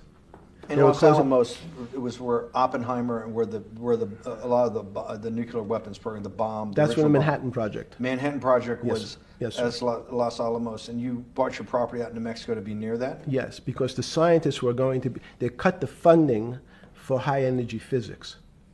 But the people who worked in Los Alamos would still be in the Santa Fe area. They cut that because this was the Cold War dividend, right? I don't remember. MFT. MFT says technically all women are human baby factories. His was just high output, says MFT. I'm guessing he's going with output. MFT. Because again, people. No, we're not going to give you a 5-minute timeout, but come on, MFT. All manners matter. I just banned some guy forever with their first comment telling me to turn up the volume. Thought that physics and high energy physics really wasn't that important. Because that was about nuclear weapons. No, it was because they decided, which may be not right. This was the same time that Murray Gell-Mann came up with the term quark, Q-U-A-R-K. He picked it out of an old poem, the word quark. But it was mysterious.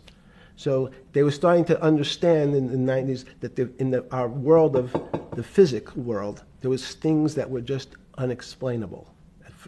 They called it strange things. You gave it a name. You gave it some characteristics. You called it had charm, was one of the terms. It had a charm. It had a flavor. It had a color. But no one, Mr. Bannon, understood what it was. Just like the financial system. And you wanted to investigate that? I wanted to see if we could build tools so others smarter than me could help investigate it. And that was the beginning of your concept of the Santa Fe Institute? Yes. And Santa Fe Institute was founded to do study in this type of... Can these areas of strange things be described by some form of mathematics? So that's what I'm trying to get at. The foundational thought, the organizing principle of Santa Fe, yes, in the high physics lab at Los Alamos, right, which had been the headquarters of Manhattan, and the Trinity Project, right, the bomb. Yes. So you're talking about the elite, the high priest of physics. Of physics. Yes, sir. Which high priest of physics, some subset of that is also mathematics. Yes, they're both similar. High priest of physics. One of the tools you want to do is to make sure that in this complex system, the finance system, I'm doing a lot of this for philanthropy and a lot for the good of mankind, but also to be able to understand this complex system, the most complex outside of maybe our body, of the financial world. Yes. Did they create tools, or were you smarter in than the mid-aughts, 15 years later, than you had been then because of work that was done at Santa Fe? No, it was great. But in fact, most of the money, most of my philanthropy in the area of can you describe things that appear to be unexplainable by mathematics, and can you fund people who have new ideas? And unfortunately, when someone thinks they've been able to, there was a man, Stuart Kaufman, when they think okay, I figured out how to be able to predict the unpredictable, what appears to other people to be unpredictable. But my system in those days it was called genetic algorithms, can predict what things will happen, and they all want to make money. So they use their systems to try to figure out, they know they have figured out the way to make money because they figured out the unexplainable. They try, they go bankrupt, and we start again. Would you listen to this great comment here, everybody? Elite Domer Knife, long-time Elite Domer, has been with us for freaking forever. Honestly, Knife has been, I think Knife even goes back to our YouTube days. He may. The sound and video is beyond perfect tonight, Mr. Rotella. You're doing a heck of a great job.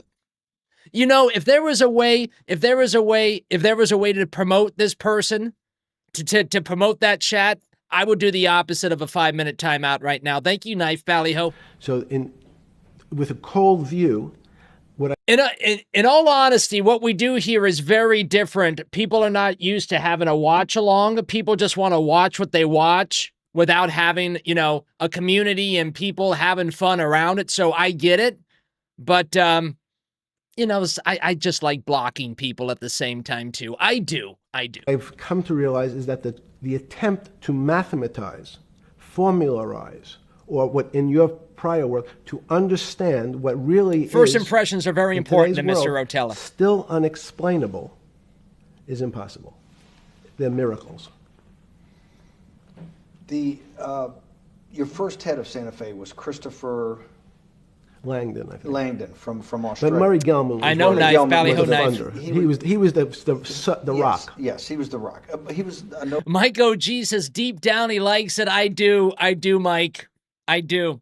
Well, it's just it's fun. It's fun. It's also great. It's also great for the Dome chat. Also, you know, I mean, we want the right people inside the Dome. These are people I'm planning to speak to for the rest of my existence, right? On a nightly basis, I stream every single day.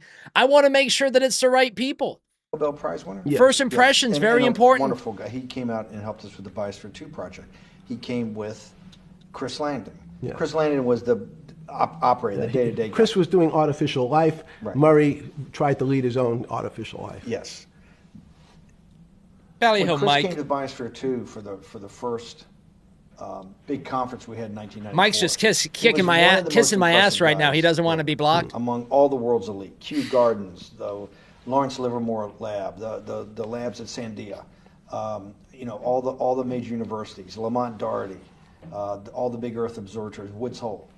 What set Langdon apart, I thought, and the reason I invited Santa Fe to be part of it, was Langdon actually made a presentation that everything, and he was making this to scientists, a lot of marine biologists, a lot of people that were just beginning, Wally Broker and people who were just beginning the study of climate change, at that time called global warming. Oh, yeah, that's really real. That he made this compelling presentation that everything's really mathematics. Yes. It's all just back to math. And you have to, all the Ballyho on me. experiments you do, you're not, one of the reasons they're not considered Hi, by the Outlaw high Dogs, priests of welcome in. physics as being real experiments is that they don't have a mathematical basis to it, and everything has a mathematical basis to it. Langdon seemed like a radical visionary. What happened to that concept? Sign up says Epstein and Fauci are friends. I think that there were some things that were released in emails where it's between Epstein and somebody. It could be, it's most likely Fauci, that they're talking about an upcoming pandemic. And then one of the lines is, I hope that we can make this work. You go back 350 years. So you have Isaac Newton, you have Leibniz. From move forward, you have people like Heisenberg and Gödel, and what every one of those mathematicians and philosophers came to understand is that there's something there's numbers can describe certain things, approximate certain things. But in fact, trying to put measurements and numbers on other things that are really unexplainable is folly.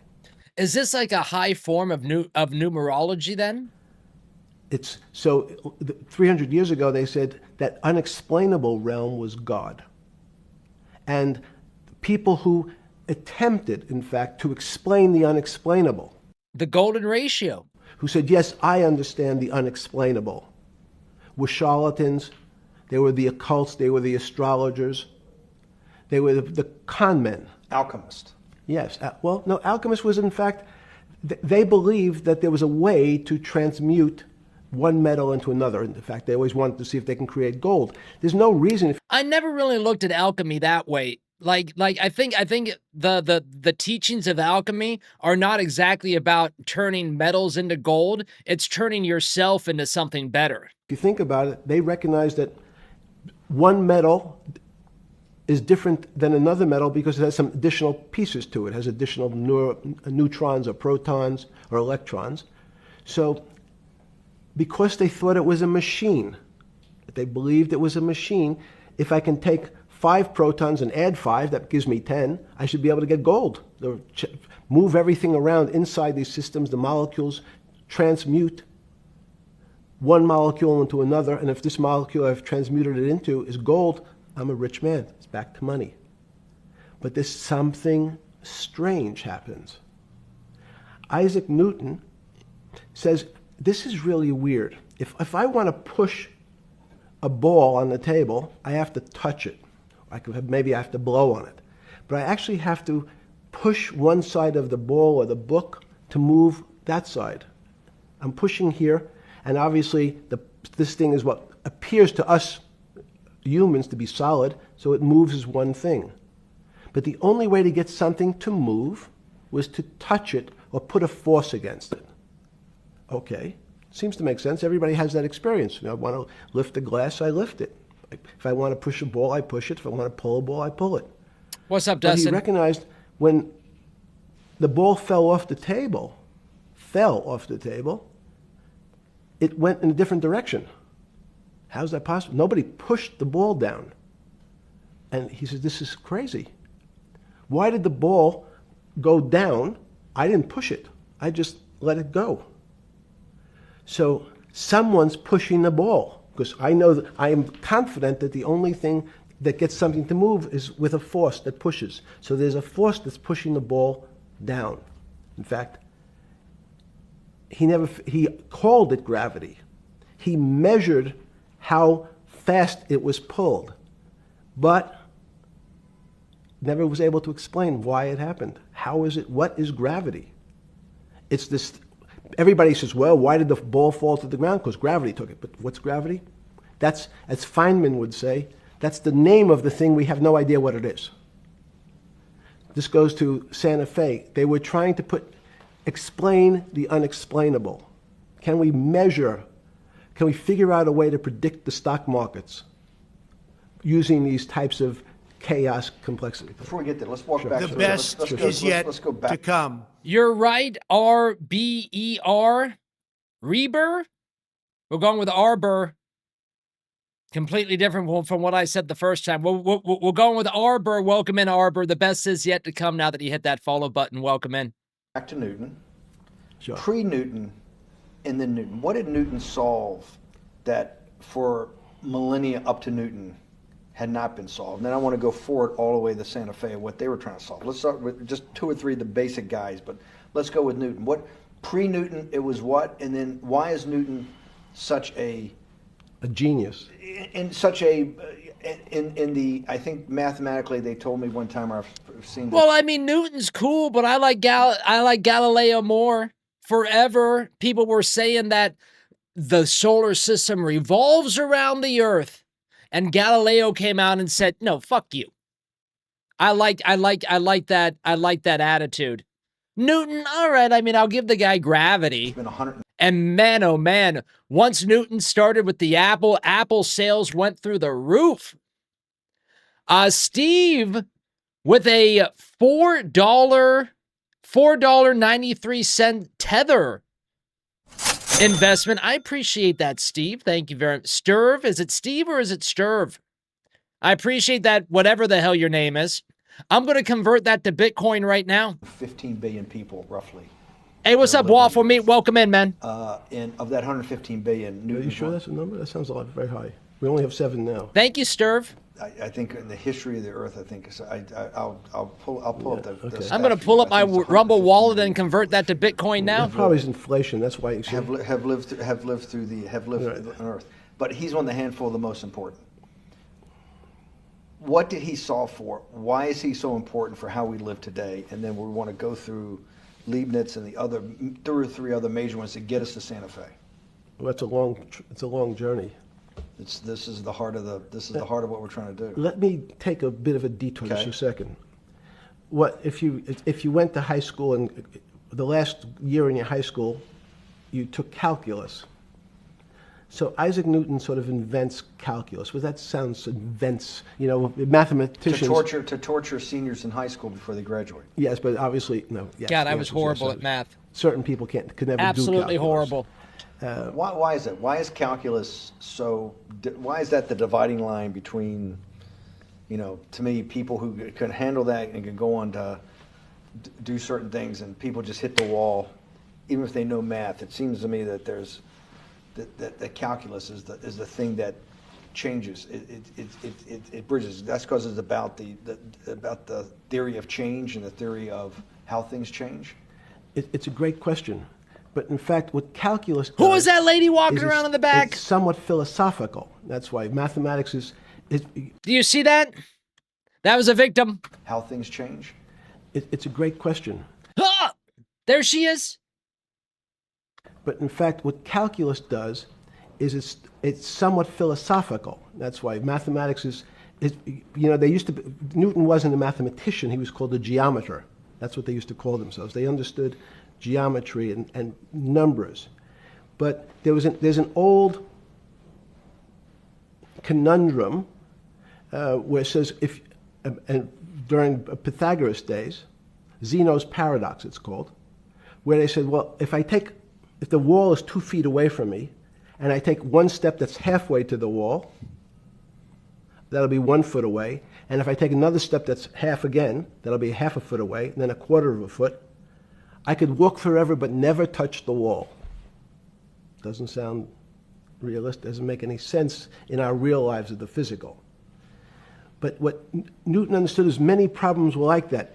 Many things approached the wall, or in calculus, approached the limit, but never really reached it.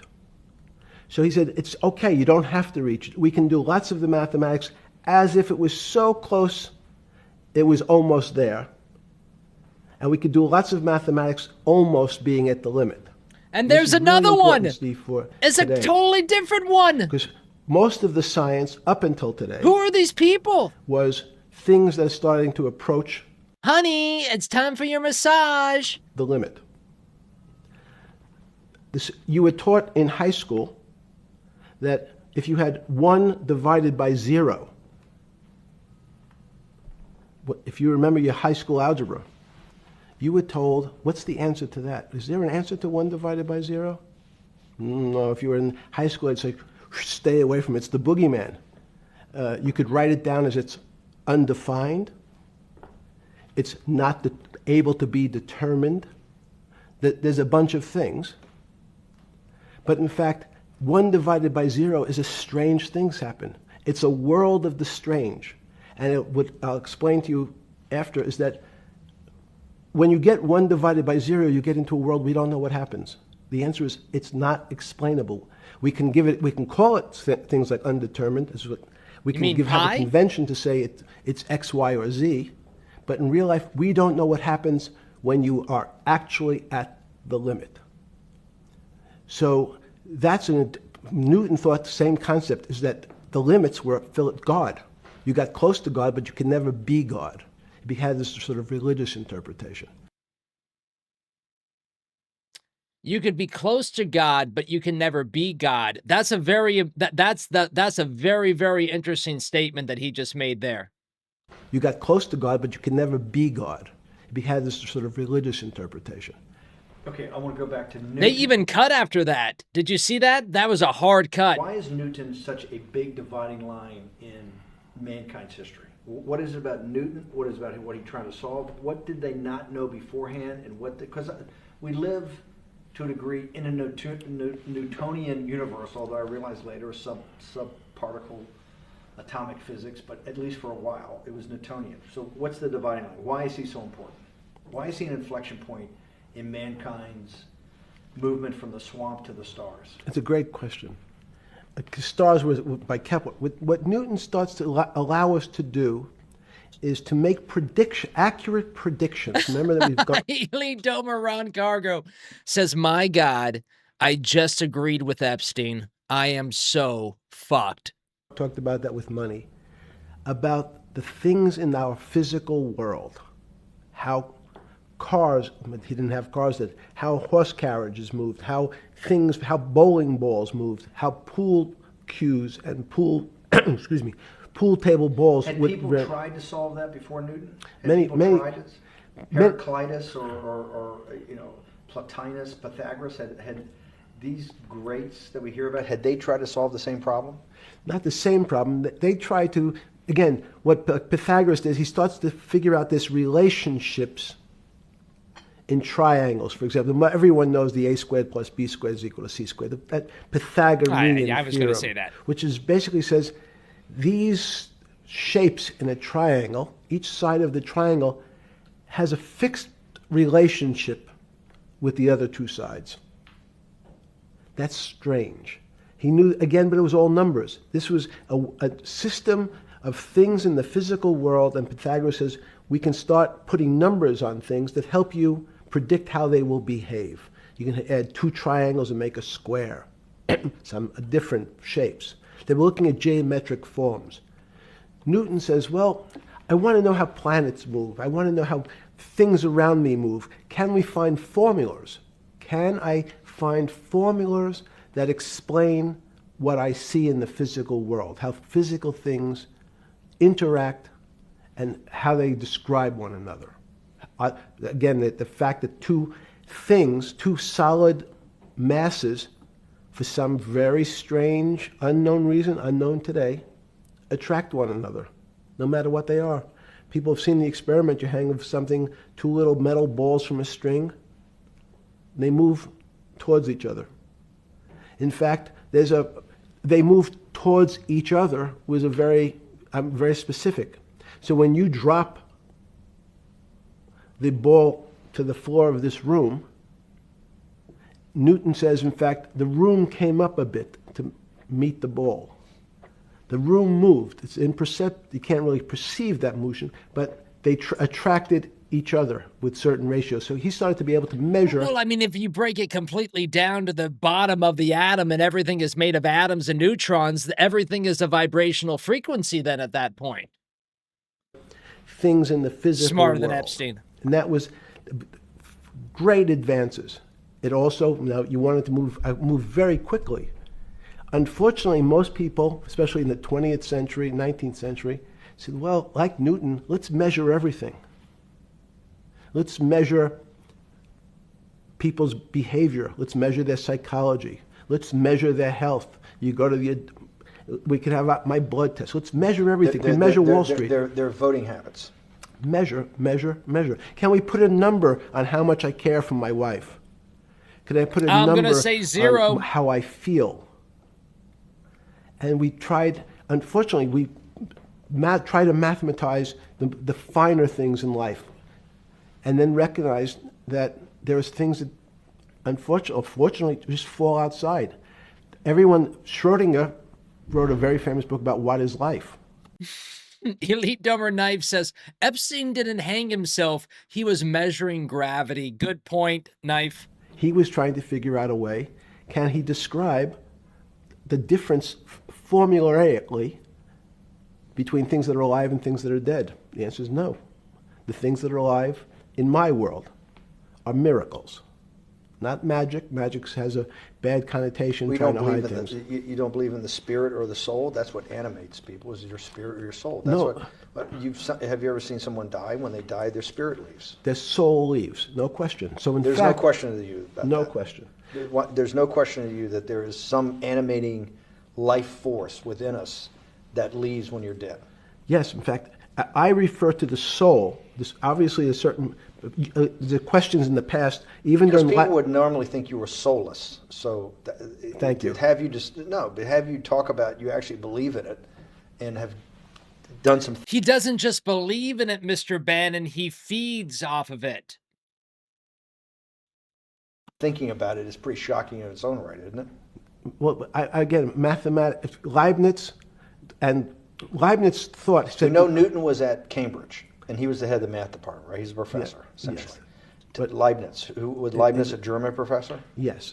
But what Leibniz said is, the soul is so strange, because God took chemicals, which is simply the material, like tables, and he somehow made this material able to have a thought.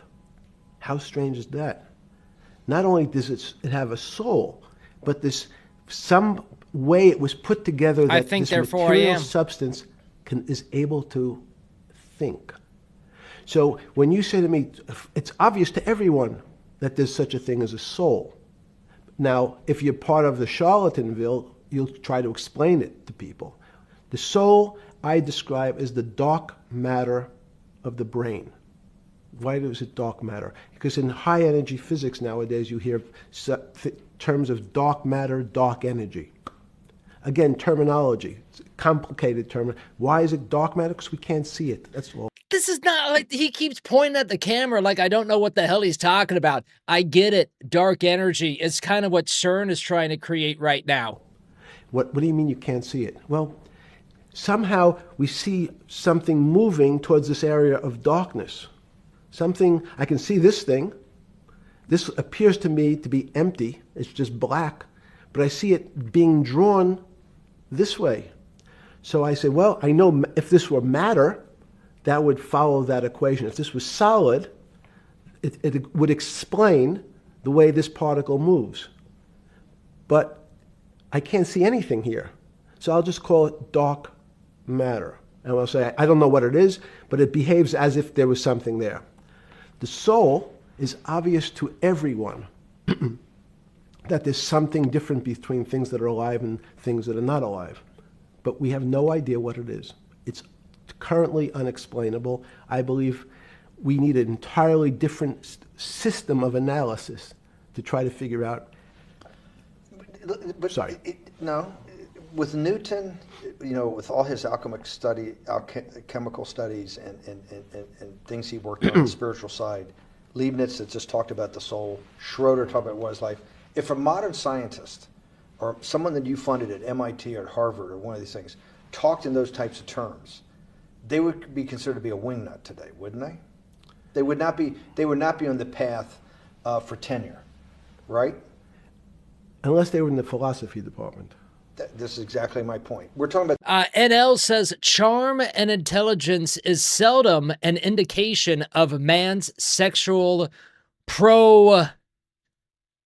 something. Well, I can tell you what, my intelligence and my charm have nothing to do with my sex life because I haven't been laid in 2 years. 3 of the greatest mathematicians in mankind's history that have really changed mankind. Talking like this. Maybe it's because I can't read. How do we get to a situation where they could not be in the high physics, they could not be in the mathematics department or working in high energy physics? Good, it's an easy answer. Newton was a combination of mathematician or geometer then and philosopher. And as time went on, those disciplines seemed to move apart. We had philosophy, some of the philosophers can't do math and some of the mathematicians. And again, mathematicians often break into 2 categories. People that solve problems. Those are more like geometers in the old days, just problem solvers. I'm a problem solver. Thinkers, theoreticians. They're more like the old movement towards philosophy. But I'd rather get the problem done. Two groups have been able to figure out why something is alive as opposed to something that's not alive. No one's been able to describe what the soul is, but we all know it exists.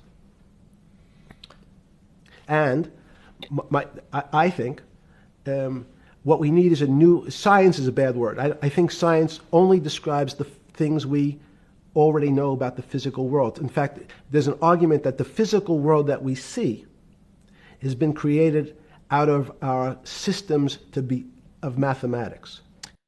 Whoa, totally agree with that. I was kind of thinking while we were talking about this for the last half hour, what if, you know, because Newton and Galileo and blah, blah, blah, all those people were Freemasons also. But I do believe that the Freemason organization then is much different than what it was, than what it's evolved to be. But what if we're using bad science, or we're using bad math, or we're using bad whatever it is, bad thought, to try to explain the world that we're living in today? Does that make sense? Because I had that thought like 20 minutes ago, and I didn't bring it up. Mathematics, everyone knows mathematics describes the physical world much greater than it should, unless you, my view, the physical world really comes out of conscious beings that have mathematics. So they create it. This table appears to you and I to be solid. To a bat, because we have light that's bouncing off the table into our eyes, it appears solid. If instead of eyes that responded to wavelengths of visual light, our eyes responded to radio waves, the radio frequencies, it's not different, it's the same type of frequency as light, but different speeds, the table's invisible. We know that our phone works in this room. So the waves are coming through the windows, the waves are coming through the walls. Mm-hmm. So the walls are invisible to that type of radiation. This is a much better conversation than the first hour. That type of energy. The walls are, I can see them because my eyes, a physical system, determines that the walls are there. You, with Murray Geldman. Back of house server, thank you again for that crypto investment. I will be transferring that over to Bitcoin as soon as I'm done tonight. Thank you so much, server back of house. I appreciate that. I'm never touching our crypto investments until we buy and finance the Mr. Rotella scope named by James Chillzone that will pump our stream for the next in its continuity. It continuously into outer space until the year 2455. Is it 2445? I think it's 2445 when Rotella Streams becomes a historical document. Thank you, server back of house. You founded, or were the original donor, and had the idea of Santa Fe Institute. In 10 or 15 years later, that effort to study the complexity of systems mathematically. Yes. Was it's a total failure. Yes. A total failure. Total failure. Why is that? It's the failure of science because, in fact... What's up, Lee Katz? We're looking into that technology. Science doesn't describe romance. I don't know why I'm attracted to somebody. I don't know. People are attracted to each other. Everyone has the same feeling. They've seen someone walk in the room and they say, oh, that person gives me a creepy feeling. Science has tried to describe... Science doesn't describe what creepy feelings means. They just know it's a creepy feeling. I think women, as I said the last time, have an intuitive sense. What is intuitive? They have intuition, they have feelings, and they're able to deal in the realm of things that men, especially men like myself, find unexplainable. They have women have intuition, men see things a bit differently.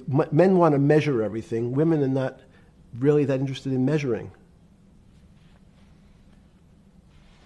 In what you're saying in macro terms, I got to get myself some measuring tape. Science, mathematics, maybe ultimately technology is moving to that more intuitive... I don't even think I own a tape roll. I think science and math are old-fashioned. And unfortunately, people are still taught that they have to learn algebra in school and certain things in school, as opposed to learning to have an emotional... Is this what Larry Summers was trying to get at? Maybe he didn't say it perfectly enough, but what he was trying to get to in that system, the systems we study today, the way mathematics is either taught or understood, that women just haven't gotten up to the highest realms of engineering or physics or mathematics because of that, and you're actually implying that there's either new branch of science, or we've hit an inflection point like in Newton that's going to go in a Newton took. Let's hear this question from the beginning. Is there a difference mentally with women and men? My friends, welcome. This is what we do. I love what we do. Welcome to the Dome.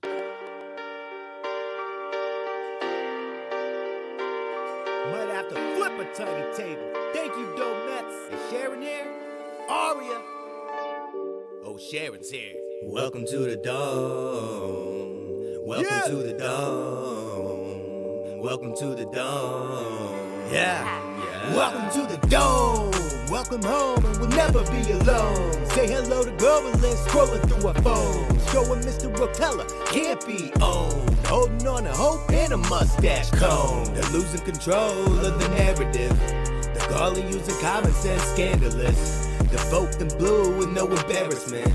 We're just looking for truth through the camera fib. There it is. Who are we gonna trust? Turn off MSM. Everybody speaking this sucks. We're not giving up our guns. We're not eating the bugs. We're supporting Trump until he's legally won. Left installed and popping it. We can see what he's done. Joey, most folks didn't even need him to run. We've been placing some bets in and laying some lessons. Amazing we have this many paying attention. And we've been learning for years, burping up beers, screaming to the cause, and I'm sure that our cheers. Left's probably wrong, but they're certainly weird. Every day I keep saying we've seen the worst of the year. Craziest story ever told. Change is coming and we're helping it unfold. I'm smelting in my nose and belted in my bones. You can tell it to the clones. We're in for one hell of a show. Welcome to the Dome. Welcome to the Dome. Welcome to the Dome. Welcome to the Dome. Yeah.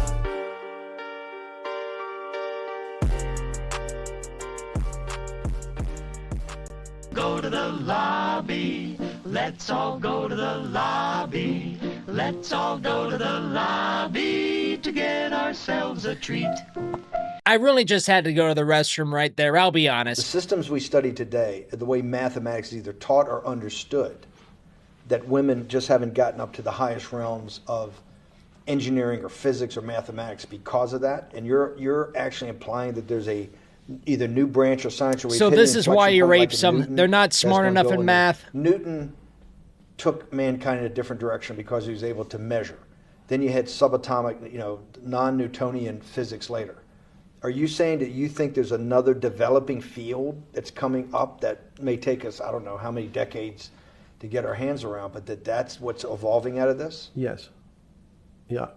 In fact, I think that mathematics, it's not the end of science. Every year someone says it's the end of, we can't discover everything. There's lots to discover with relationship to the physical world, but we know a lot already. In respect to the unexplainable world, we almost know nothing. Women, again, sense it. And instead of Larry Summers, I won't digress too much, but Howard Gardner early on said, there's not one form of intelligence. It's not mathematical intelligence. There's emotional intelligence, this kinesthetic intelligence. There's this argument that I reject that black people are less intelligent than white people. It's not true. We know, for example, that if I was in the forest and I had to run from the lion or figure out a way not to be eaten, and my competition is a local African, I'm the one who's getting eaten because they have the intelligence to deal with their local environment.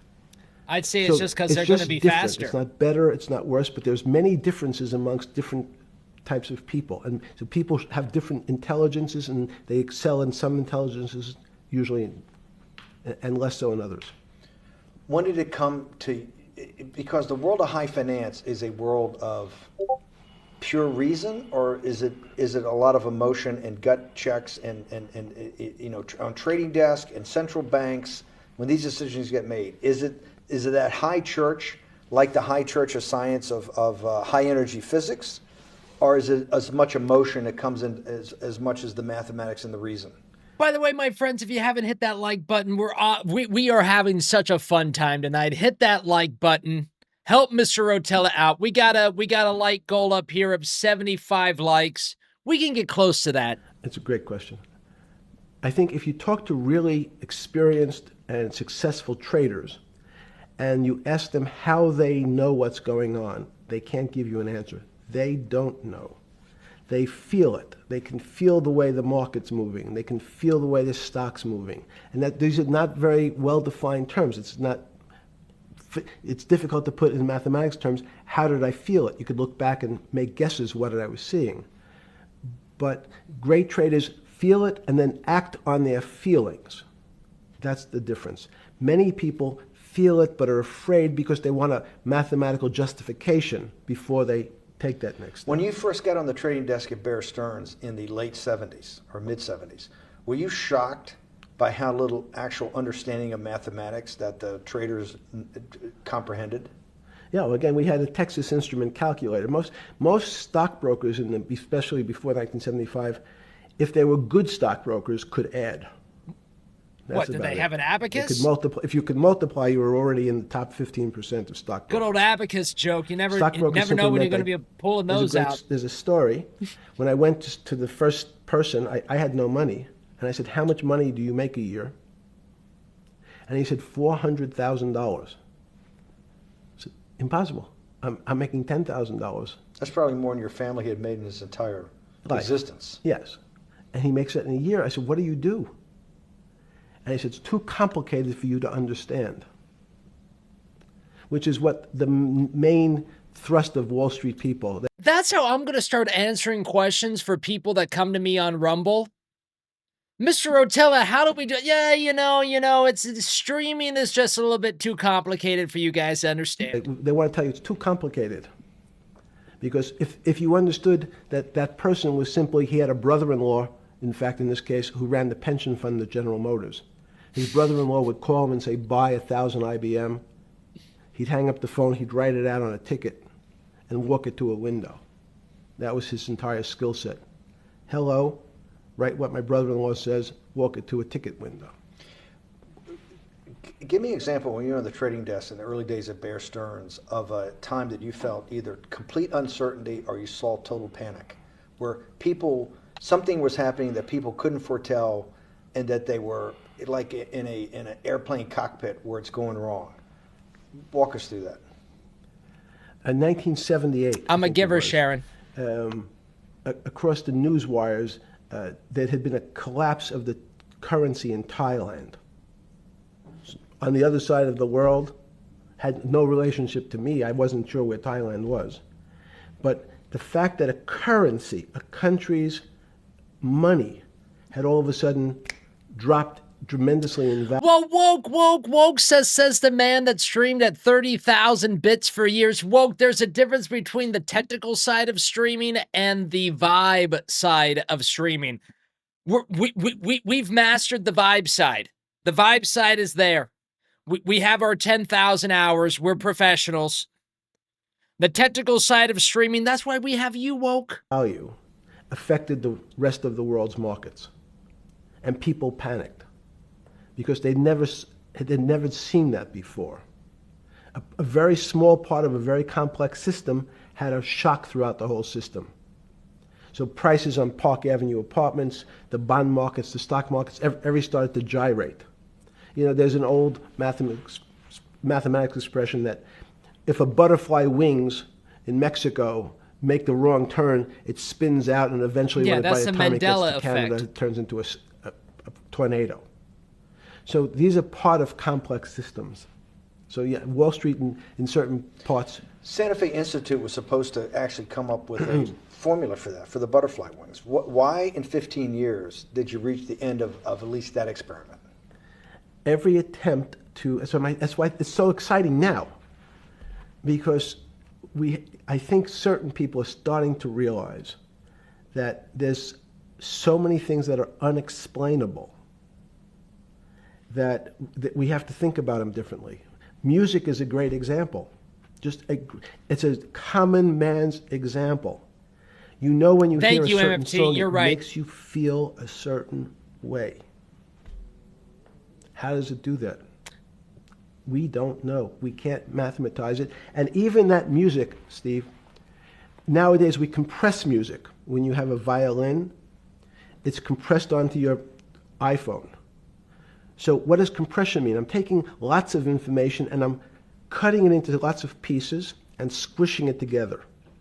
And when I squish it or compress it, I have to take out lots of pieces, but I say that they're not very important pieces. It's those pieces that we take out. The best is yet to come. You're right, Noah. The best, Noah Sharon? It might be two people. Welcome in, Noah Sharon. The best is yet to come now that you hit that follow button. MFT, is that who told me the right thing? MFT, never be sorry, sir. Never be sorry. Definitely correct, Mr. Rotella. If I said something wrong, you are correct. That is chaos theory. We compress data. That's my fault. To me. Mandela effect is like knowing that the cornucopia of the Fruit of a Loon logo was there, and now they tell us that it's not. So MFT, thank you. Are the most interesting parts of life. You just said a while ago, part of this new search for science may go back to when people were actually talking about a soul, and you said there's no doubt in your mind that there is a soul. Describe for me what you mean by that. What do you mean by soul? What do you mean soul different than the physical analog body that we're seeing on film right now? It's difficult to describe in words. I mean, I'm not a poet. Poems get a little closer to what that really means. But we can, even the concept of what is life becomes complicated when you deal with plants. I got no and time to read seeds. poems. Is a seed alive? I don't know. Certain people would say, no, it's dead. When you're a banana, one of my favorite examples is the banana that's sitting on the countertop in your kitchen today. Is it alive or dead? What do you think about human life? What is human? Tell me about human life. But your banana is alive. That banana is breathing. It's on your. You say that's impossible, Jeffrey. No, it's not. Is the banana conscious? All these words. These are words. So everyone's trying to fit a very complicated concepts into a very small box called conscious or alive. These don't fit in that way. So if you put your banana in a bag and put another fruit in with it, Absolutely the fruit not ripens woke. faster because the banana breathes with it. Veto. We don't understand most of those things. So you asked the big question. Sorry. You talk about the life. What about human life? What about it? Tell me what do you think? What do you think human life is? It's a miracle. It's a miracle. And when I say miracle, I can't explain it, and I make no attempt to explain it at the moment. We don't know how to think about it. And anyone, again, another one of the Feynman quotes when he was talking about quantum physics. He said, anyone, Jeffrey, who says they understand quantum physics and quantum mechanics and quantum behavior, I understand quantum physics. you know they're lying. Let's talk about it. That's post-Newtonian. Talk about what's the difference. Who founded quantum mechanics? Why is quantum mechanics taking Newtonian physics and taking it to the next level?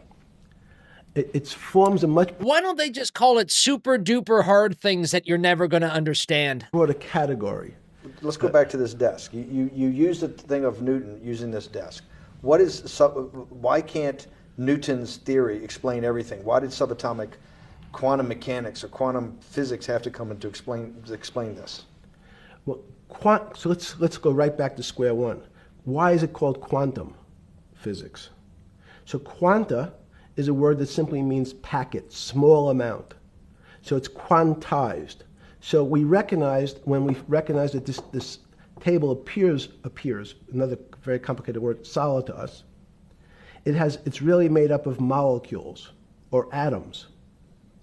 And atoms, we've given lots of names to what some of the behaviors. If you were in school, when you and I were in school in the 50s, the model was a little center thing in the middle, and an electron went around and around it.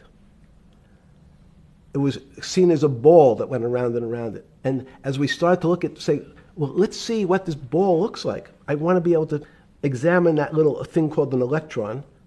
We found that there was nothing there. There wasn't the thing. It was simply a cloud of energy that we can call an electron. So we already started to see mysterious things as we go into very super small quantities, quantum physics. So quantum physics... Or at that point, are our scientists just seeing what they've been told that they're supposed to see throughout hundreds and hundreds of years because we're using the wrong science? To go into the very small and at very small distances, we see things that we can't explain. We just cannot explain. How am I doing on time? We got like 5 more minutes here. 4 minutes. Fine. And to summarize, no, sorry. Let's go back to human life. When do you think human life starts? It's not these. So you see, this is the question. You're asking me to measure something again. It's the disease. It can't be measured. You just hate making commitments. That's why I'm not married. I'm peeling this onion back a layer at a That time. and the pedophilia. All your bullshit and happy target can't be measured like that. Is that to say measure it's a commitment. You don't even like a commitment when you answer a question. I don't As know. they say in golf, commit to the shot. I don't know what it means to be measured. You do know what it means to be measured. You're one of the leading currency traders, hedge fund guys, or stock market financial wizards. You're in the high priesthood of high finance. You certainly know how to measure. That's why you're a billionaire. Any other answer besides that is total and complete bullshit, and you know it. I know very few things. You know things can be measured. You measure every day. You weigh and measure every day. You weigh and measure people. You weigh and measure leaders. You weigh and measure economies. You weigh and measure politics. It's a very good. You weigh and measure. You weigh. Hang on. Your whole life, in fact, He's trying to is do the measuring. Steve Bannon thing. So what you've now done is a great thing, is you've used the word measure, a mathematic term, in the common vernacular and abused it. So I don't even recognize what it means. It's so abusive to my field. Why? And let's go to that. In mathematics, measure means what specifically? There's no specific. It's an approximation, or giving something a number. Einstein said, we're not asking you to go to the 9th decimal point. You didn't say that before. No, you're not going to the 9th. I don't even. What if I say measure? How tall are you? You'd say in your case 6 foot. 6 feet. But is it 6 foot 1 inch? Give or take, between 5'11" I'm and 6'1", But ladies. But I want. So the question is, I want an accurate. I got Zeno's paradox. I don't even know what it means Right. to measure you. Am I measuring the top of your hair, the top of your skull, and the finer, the more. You're being rabbinical. Oh, God, This is Jesus. like. What I the hell shaved are my we beard off. talking I used to about be here? rabbinical. No, my point is, isn't that going through the Torah where you're parsing every definition? No, so, however we broadly define measure, your life literally is about measurement, is it not? It's about putting numbers on things so that I can try But that's my measurement. best. You can call it whatever you like. If that What makes do you feel better. What do you know? No, Because I I'm wanna trying make to you relate it happy. back to your scientific inquiry. No, even a number.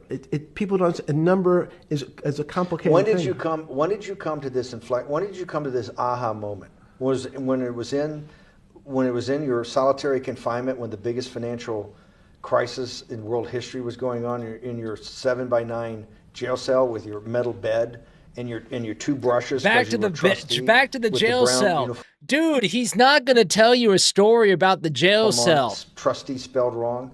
Is that the moment of clarity that you had about? He has no science moment of and clarity. Newtonian- He has no moment of clarity. He was broken out of jail. He's still alive today. He's gotten away from everything. The dude has no clarity. He knew where everything was going to go.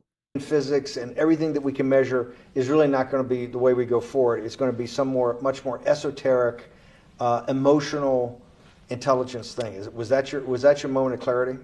I wish it was, because it would make such a great story for this interview, but it's not. It's the fact that I lead such a privileged life to come across. But when did you? If it didn't happen then, when did it? Or did it happen before? I was going to hopefully get to the. Okay. I'm in a privileged position to have some of the world's smartest people come to my house and tell me what they think about different subjects, and I finally realized that the thing that they had most in common was there was this area, no matter how smart they were, that when I asked them the questions, they said they'd have to.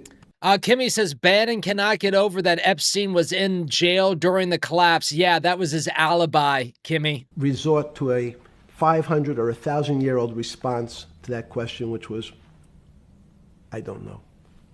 You know who else found that out?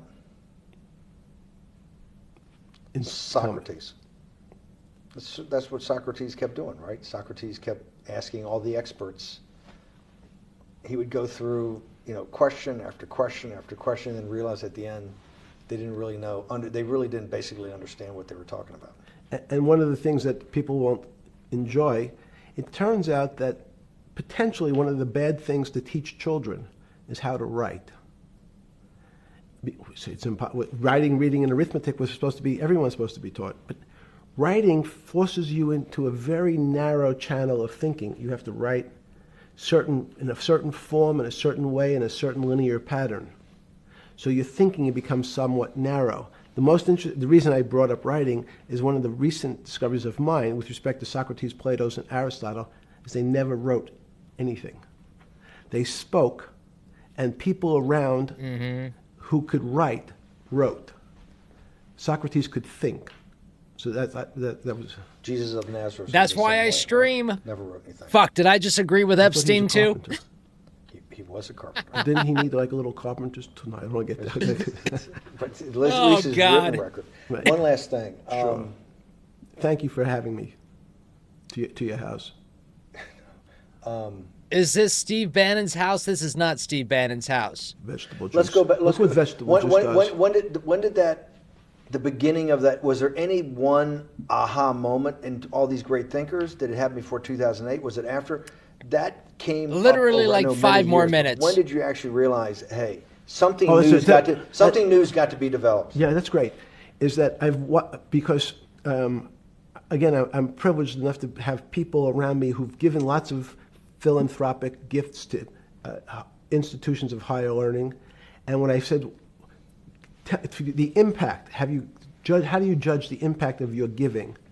And we sat down and said, no really new ideas have come out.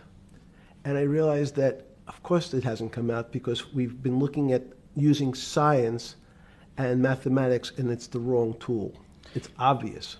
Institutions that are set up and try to put forward. Wait a minute, Bannon. The follow-up question there is, then what is the right tool? Knowledge and understanding and truth. Should they take your money? Woke says, I just asked AI, what is the world-famous dome chat on Rumble, and it even spat out a link to Rotella Streams. That's branding, my friends. Derek Bach at Harvard said, taking money for good causes is a good thing. So if Hitler took all the gold out of the teeth of the Jews and said, I want to give this to Heidelberg University to fund the Leibniz chairs so that I can study high energy physics, Derek Bach would say that was fine? Again, these questions are questions where good people on both sides, like your Charlottesville, could differ. I don't know the answer to these questions. So tell us the two. Give us the two answers. The one answer why it shouldn't be, and then the one answer. Derek Bach says, I'll essentially take cash from anybody because I got so many projects, so many good guys, and this is the way I'll do it. So I'm indifferent to where the cash comes from. Money's money, and if I got good guys, I'm the fiduciary. Says these are good people and this is good research. Okay, I'll take the cash from any source, including you. What's the other argument? Let me give you that. I know in my case, is your money dirty money?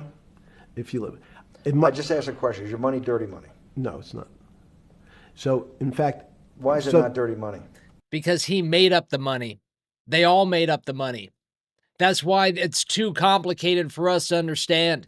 Because I earned it, But you earned it. I earned it legally. We went back to this before. You earned yes. it. You earned it, advising the worst people in the world, right? That do enormous bad things, and just to make more money. So, instead of asking me the question, should you take the money? Because I think it's a legitimate question. You think it's a legitimate question? Yes, no Why? question. Because I think about, ethics is always a complicated subject, but I can tell you that with the money I gave to help try to eradicate polio in Pakistan and India, instead of asking me whether that money should be given to these children for vaccines, I think you might want to ask their mothers who received the vaccine, who know their child now won't get polio, and ask them if Epstein should have helped these people. If we with their walked in, money. if we walked in, you're is a that a fair mathematician. question? You're a mathematician. If we walked into that clinic where they're giving that money out to these people that are in the most dire straits of poverty and sickness, and told them that the money was coming from a, what are you, class 3 sexual predator? Tier 1. Was tier 1's the highest and worst? No, I said, Look at that. He's kind of happy about it. Sexual predator? Tier 1. Was tier 1's the highest and worst? No, I said, I'm The lowest? I'm the lowest. You're yes. the lowest. Okay, tier 1, you're the lowest. But a criminal. Yes. That the money came from them. What a sweetheart deal this guy got. My God. After we're seeing, I'm not talking about the Epstein files where it comes from unnamed sources and blah, blah, blah. I'm talking about the Epstein files where it's from his email, from Jeffrey Epstein to redacted. Why are these names redacted, by the way? I'm pretty sure that the Thomas Massie bill made sure that those names would not be redacted.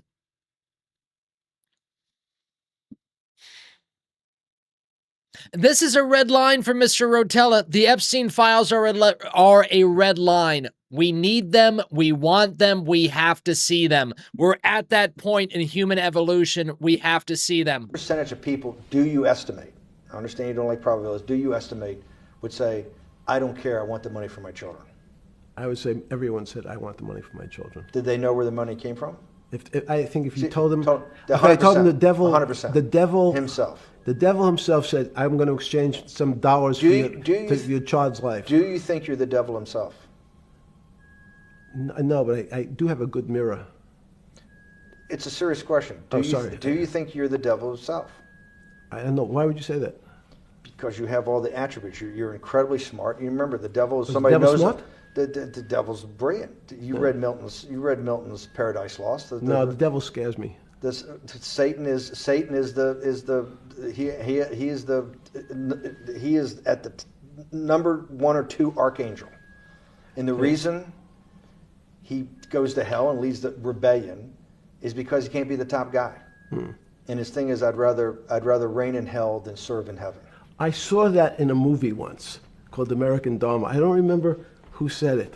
Okay, we have to go. Okay, good. Okay. That was good. And he ends the interview right there, quoting Steve Bannon from the Steve Bannon documentary. American Dharma is fucking great. You gotta watch that. Earl Morris, director. Steve Bannon, subject. Oh my God, American Dharma is great. I watch it at least two to three times a year, at least. It's fantastic. Kimmy says he worships Satan. Yeah, just like everyone at the Grammys. Okay, get your final thoughts in, Dome. Get your final thoughts in. What a great way to start Monday night. I mean, it was. I liked the second half of it much more than I liked the first half. I mean, the first half was like an hour and a half of us talking about a freaking patient in a hospital bed. Yeah, I get it. Yeah, I got it. Good. At least the second part, we got into some consciousness, we got into some energy, we got into some how the mind works and blah, blah, blah. I can get into that.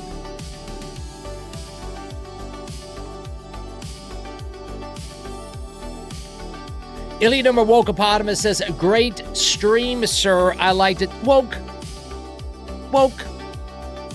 Show? Seriously? Show? Seriously? Show? Huh? Show? What?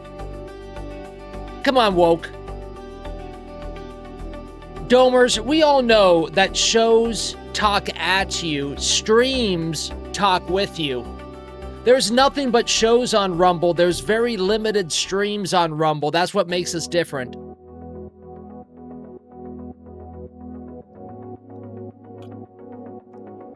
There's way too many people talking at you, not enough people talking with you.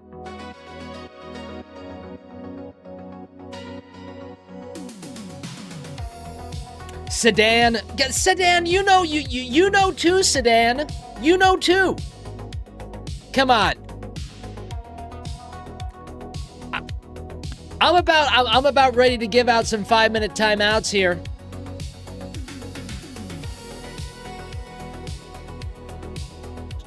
Anyting says too many people talk over me, says Anyting. In those streams, Anyting? Or those shows, Anyting? Yeah, I know. Why do you think we keep... Why do you think it's so hard to stay inside the Dome chat?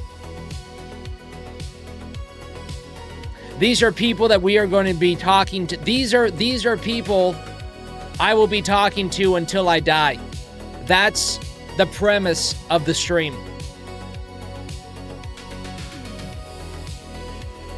Wokeopotamus says to the tunnels.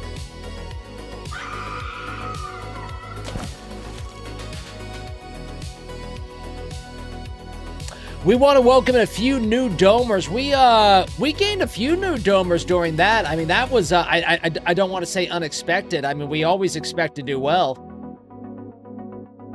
But that was unexpected. Valley Ho, new domers joining us. I mean, like at least maybe 5 or 6, maybe even 8. Damn. Year of the Dome, baby. Let's go. Lee Katz says, "Is this beyond Thunderdome right now?" I don't think I've ever used the term Thunderdome. That sounds like gimmick infringement. Wokeopotamus says 2026, Year of the Dome. Ronnie says, "Year of the Dome, baby." Stream of consciousness from Woke. I mean, great Monday night stream to start us off. Where is the Dome going to be next? Boom! Dome After Dark. If you would like to continue your Dome experience with the world-famous Dome chat, make sure to hang out with Ronnie. Ronnie gives a nice little recap of what we just watched. He wants to hear your thoughts. Make sure that you're inside the chat giving your thoughts about what we just watched inside the Dome. And then he's going to hang out with Domers and have a good time. Ronnie does a great job. Ronnie on his second official year of streaming, everybody. OMG. OMG. We're watching a stream build from nothing, and he's already at 446 people in a fucking year. Do you believe that? Do you believe that? Mr. Rotella should be taking money from Ronnie, honestly. 446 followers in a year? Dear God. I think it took Mr. Rotella like 4 years to get there. Anyting says, thanks, Mr. Rotella. Great stream tonight. Thank you, Anyting. Thank you. Using the correct terminology. Very important.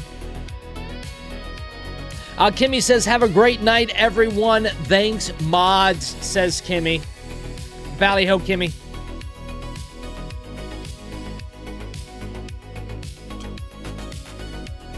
Valley Ho, Kimmy. Thank you for joining us. Okay. Let me set up this raid, and then we're going to go to the world-famous Dome Den. I don't want to call everything world-famous. That's going to get...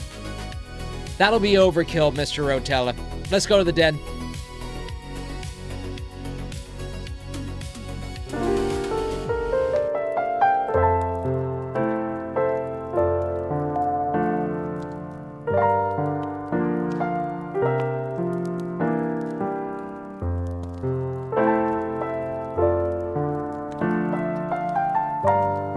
Oh, hi. I didn't see you there.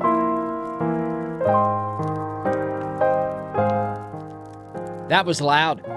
What in the world are we going to do tomorrow?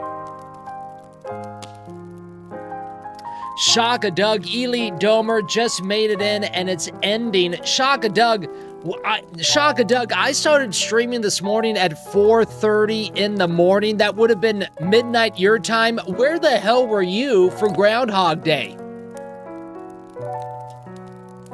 I even mentioned that. I even mentioned that this morning, Shaka. I said, this is like perfect for Shaka. It's like midnight.